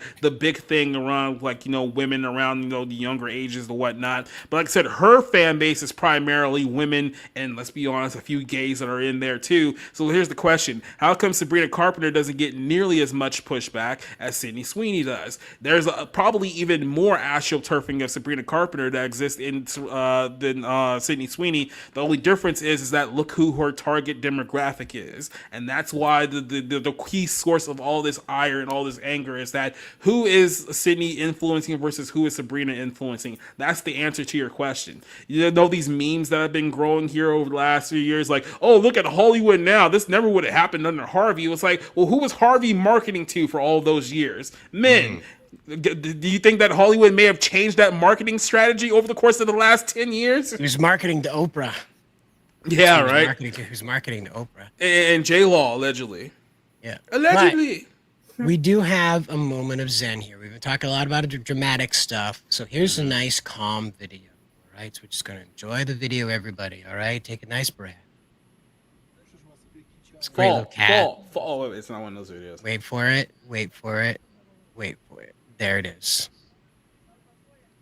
These group of climbers climbed to the tallest peak in Poland and found a cat sunning himself, just chilling out at the top, already there. The cat was already there. It's pretty great. Aw, I'm cute sorry. kitties. It's just really like. Don't tell calming, I Nerd again. guess. She'll go up there and try to find him. No, I love the don't view. Rename him Rock Kitty. Yeah. No. So if you're interested, there's apparently a mountain cat, not a mountain lion, a mountain cat. Yeah, two entirely different things. You may have to pay him a fee when you get there, though, as it is clearly his mountain. So, you know. He Just to licked it, so clarify, it's we his. do not recommend anyone try to take home mountain lions. It will not end well. Don't do that. Don't take home the mountain cat either. You have no idea where it's been. And you have no idea who its friends are either. Clearly, it's dwarves from this height, but bunch of mountain drilling dwarves. But from the highest of mountains to the mountain, the star, the Game of Thrones star, ended up going out into the world and beating again the Guinness World Book of Records deadlift. So here we have it. The man lifts over 1,000. He lives over 1,000 pounds. This man lifts over 1,000 pounds. You ready? 1,100 pounds, baby. Yep.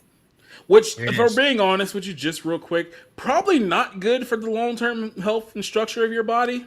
Doesn't look like he's going to be doing that too many times. There it is. 1,000 pounds, 1,100 pounds that man just picked up. There it is. That is one Lizzo he just lifted. How about that? Yeah. Well, Lizzo lost a lot of weight, so she's not as heavy. Well, as that's she where used it to went. They poured all the lard into those tubes. There you go. Just lifted one Lizzo. All right. Can't wait to tell my mom that I lifted a Lizzo. Anyway, All I I like can this think guy of just is jumps like on this- him. Like, you're my dad. all I could think of is like the story of Ronnie Coleman, who was like a big bodybuilder in the figure, like in that kind of like era, and whatnot. And he talks about the story that the guy can't walk anymore. Basically, what happened was that he was deadlifting very, very heavy weight, and then he heard a pop, a very, very loud pop, to the point where he thought somebody kicked him in the back, and he was like, "Oh, I'm sure it's fine. Let me continue my workout of lifting very, very heavy weights." Well, turns out he damaged like 3 to 4 of his vertebrae to the point where they slowly start detaching from each other, and now he has problems like literally just walking around using his legs, stuff like that. So I mean, I get it, and it's very, very impressive. Just once again, not exactly great for long-term health. Did you guys have anything else? Well, someone sent me this screen bill, and I'm trying to take a look at it. It's called the Screen Act, which is another part of the U.S. Online Safety Act bill. Here, let me send it to you. This is what someone sent to me like a few minutes ago. Okay, I gotta remember how to work the new private chat. It's all got spooky dooky stuff in it now. There we go. Congress.gov. Okay. And so what is the Screen Act? The Screen Act, it's basically read the short title of it. It is called the Shielding Children's Retinas from Egregious Exposure on the Net Act. To require certain interactive computer services to adopt and operate technology verification measures to ensure users of the platform are not mined. So it's just face scan again. Here we go. Thanks, they Mike. want your face. They want your face for some weird reason. Anyone find that weird? Find that odd that all of these government/corporations want some form of your face on record? Well, they need to be able to tie your face to what you said, so then they can tie your face to where you go with the facial recognition software. So if you're somebody that has naughty opinions about the government and you go somewhere and hang out with other people who have naughty things to say about the government, you're going to die. Put it to you this way: if you dare make it a single word against Islam, if you live in certain parts of the world where they're kind of taking over here, you will be a person found on this list, and we will have your face and your personal information and your banking records. So it would be in your best interest to keep your mouth shut, or as The Rock likes to say, know your role and shut your mouth. Yeah, right. Leslie Tarkin asks, will Spencer return? Yep. He wanted to write a few articles here. The boss gave him a few ideas, and so he went on his way. So I assume once he's got the site wrapped up, he'll be around for another episode. again, it's just one of those timing things. He wasn't feeling well the past couple of ones, and he was working on the other one, I think the last one we were at. So it's one of those things. The website's picking up a lot of traffic now, and so we've got a lot of stuff to post and let people know about. So don't forget, we also have the website, roundingintocomics.com, where we post news articles, opinion articles, reviews even. So check them out over there. We've got a lot of things to talk about. Gamera is over there if you're interested in Gamera and why Gamera did not get a Shin transition or Shin adaptation the way that Godzilla, Kamen Rider, and Ultraman have. So it's a pretty interesting read if that's your deal. Was there anything else? Oh, we didn't talk about the Chinese crackdown on the BL authors because and I said that to you in the Slack as well. So what happened with that is over the past week or so, China did a crackdown on BL authors from this Taiwanese website, and the majority of them, and again, this is over 200 of them, were women, and a good chunk of them were university-aged women that were getting arrested in this crackdown. Now, they're suspecting that the reason for this crackdown happened is because of the marriage and the rise in youth not getting married or having kids. And they're thinking that BL is, aka, yeah, we eat boys' loves, is the problem. Okay. Well, again, it's China overreacting to everything. And they made an issue before that they didn't want to have feminine males on screen. So now they're just advancing that. Once again, I mean, the communists think that China's great. They should go live there. Obviously, they'll have a great time. You know? And it was a Taiwanese website, to be clear. But no, like, you don't understand, bro. It's like, you know, when you see all those viral videos of how nice it looks in the Chinese skyscrapers, just like, oh, wow, they're living in 3026 over there. That's not what it looks like. I've had friends... Nerdigans, I've seen the videos. You can't tell me that my eyes deceive me. I've had friends that have gone to China, and they said the sky was like, it was full of pollution. The world's a big place. And like we talked about a little earlier, the nomadic arc, we have decided that we're not enemies on this one. It doesn't matter if people are feminist, LGBTQ, any type of faith. We're all together in the idea that the government and corporations should not be mandating to us what we do with our private lives. There are things that are illegal, and those should be met for what they are, illegal things. But going on to Discord that has an NSFW section on it should not require you surrendering your face to Keir Starmer so that he can harass you for things you said about a protest 10 years ago. Did you say submit your face to Daily Stormer? Because that's what I heard. The thing that I don't understand is that the religious zealots that are for this, it's like, did you not realize that at some point that your opponent could probably use that against you? They will. in power. If they get rid of the porn nerdigans, religion is next. Do you really think they want to stand behind religion and all that purpose stuff? No, they don't. They don't want anything to do with that. The corporations can't handle that stuff. Look at Hollywood. It's wiped it all out. You can't even find stuff that's talking about Jewish stuff head on anymore. When was the last time we had anything that truly acknowledged the Holocaust? I think Valkyrie was the last thing that truly acknowledged the Holocaust and wasn't some goofy meme thing in the background from Seth Rogen. It's over with. That's the thing, is that like these guys think that they're going to go out there and like, oh yeah, it's just going to get rid of the porn guys. The government's never going to overstep their boundaries and use this information to coordinate against us when they find themselves in opposition to the people. Why would they? Oh, of course, why not? Biden only locked up people without due process because they were at a protest. They didn't even participate in anything happening in the Capitol building. A lot of them are still in there, by the way. Yeah, that's true. But Richard asks, he's a member of the channel, he says, where do I submit my stories if I wanted to? So over on the Bounding Into Comics website, if you scroll all the way down to the bottom, we have a contact us button. So you check that out, and that goes right into the Bounding Into Comics email, and you can let us know about it. I would tell you to go to the DMs on the X account, but I just can't guarantee you that Spencer and I are going to see those. I don't check the DMs on the corporate account because I don't deal with the website, and a lot of people reaching through the DMs want to talk website stuff, and I can't help them. I don't know. I just don't. I don't manage the website. I don't code it. I don't know who does. I can't help. So it's one of those things. If you want to write for the website though, or submit ideas, feel free to hit that contact button down there at the bottom of the website.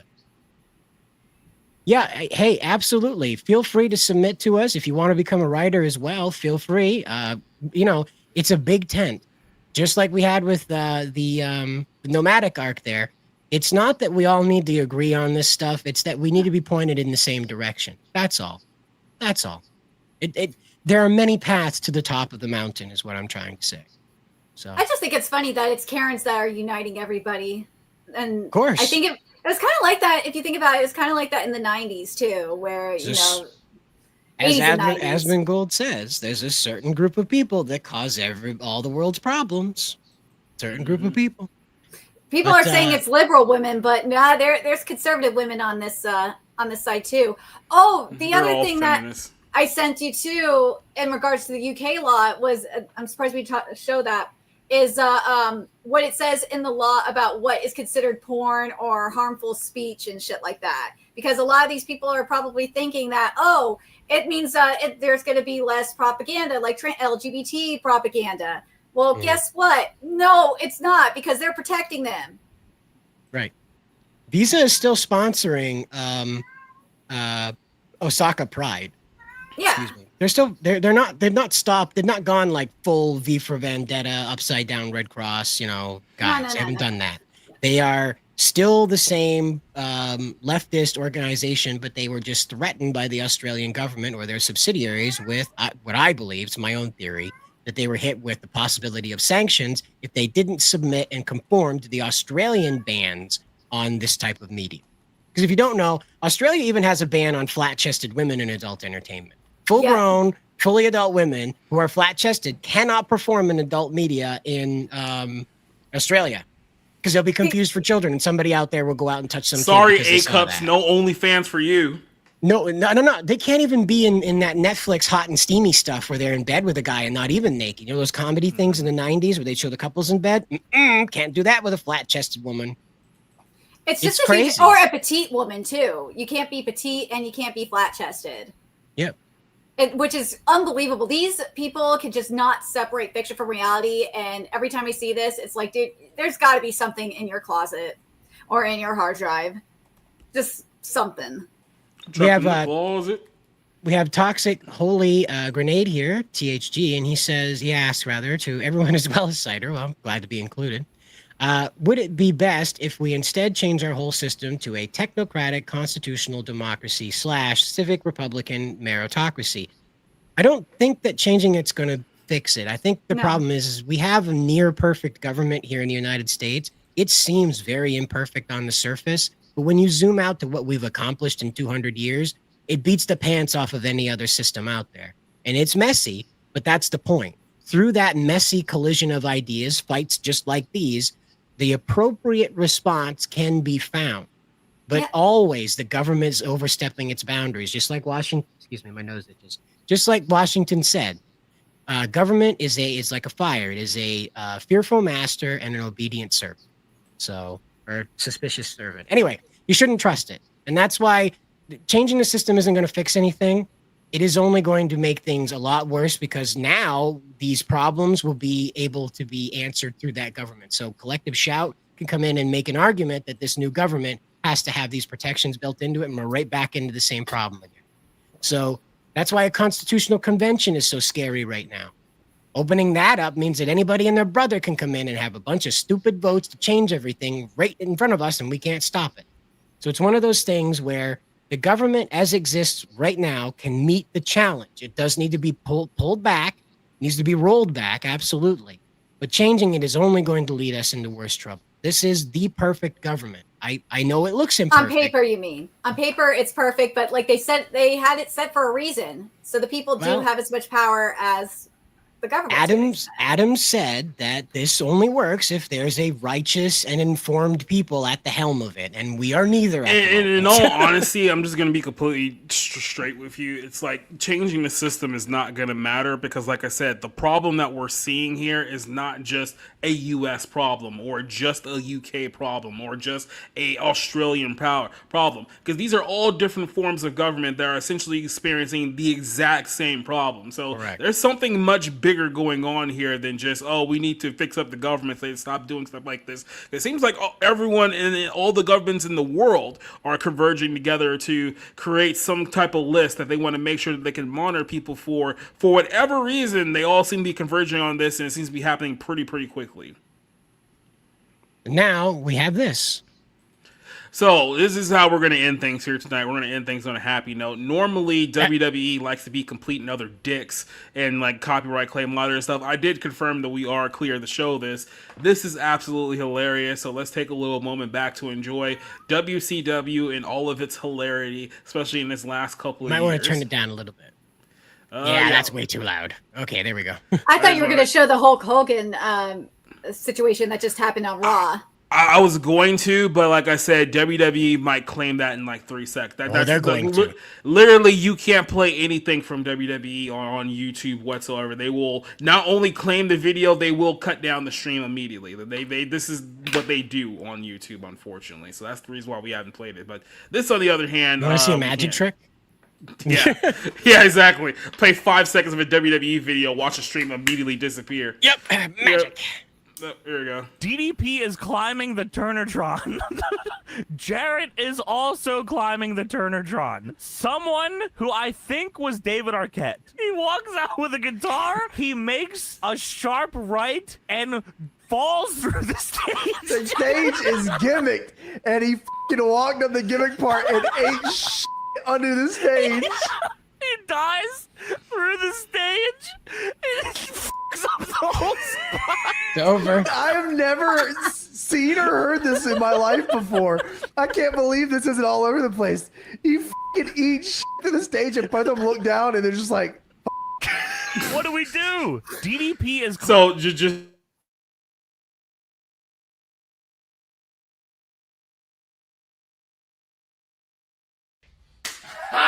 Got him.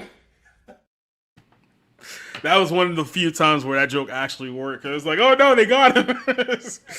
But one of the funniest things about this, and David Arquette himself even talked about this after the fact, apparently no one told him that the stage was gimmick before he went out there. So he just walked out there, thought he was walking into the ring, and then literally fell off the stage, had no idea what happened because nobody told him not to walk over a certain part of the stage. So yeah, he just completely fell and ate shit in the middle of the segment there. And then the guys who were supposed to go through the stage had to climb back down because the whole spot was ruined thanks to this. Had nowhere to go. Yeah, they were supposed to fall on that together, and they were supposed to be over with, but nope, ruined it. We gotta try something else now. Speaking of something else, Miss Nerdigans, when the show's over, where do we find you? You can find me on Nerdigans Inc. on YouTube, where we cover anime and manga every day. On Thursdays, we have the NerdyCast, the weekly NerdyCast, and this week we're going to be going in depth on the U.S. online Privacy Act, or sorry, the online or the Kids Online Safety Act and the Screen Act that we just saw, as well as the UK law. We're going to go into that, and of course, roast some more Karens and Garys on top of that, as well as other news. But also, you can find my anime content, specifically my anime live reaction content on Patreon, patreon.com/PackerGirl.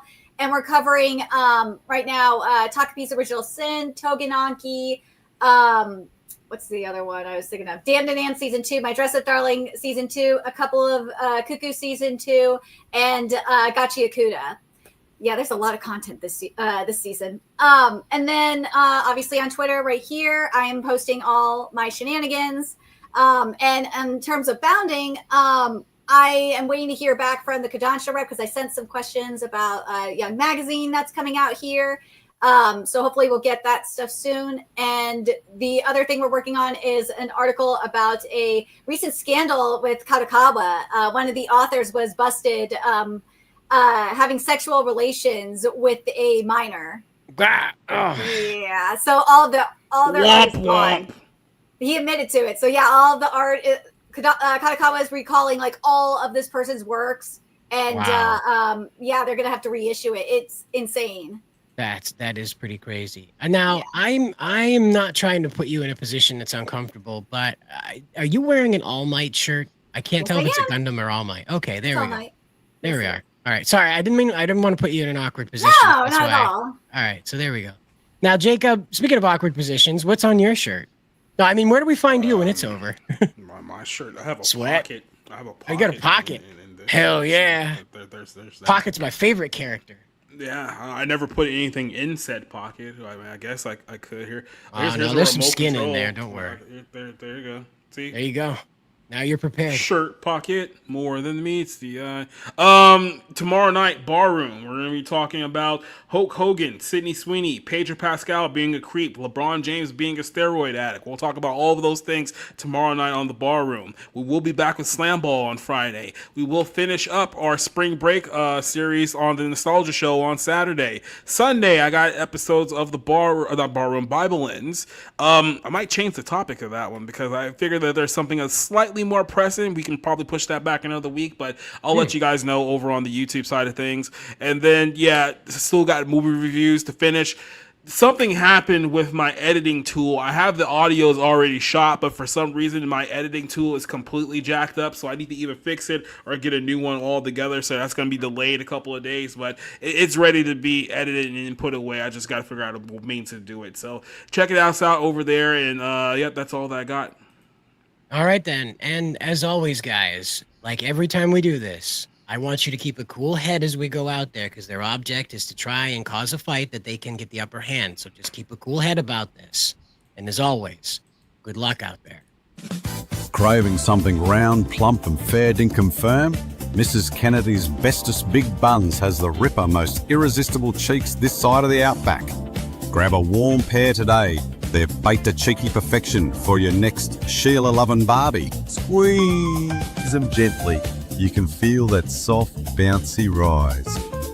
Mrs. Kennedy's bestest big buns are built to handle a good spread. Grab Mrs. Kennedy's buns and feel the heat.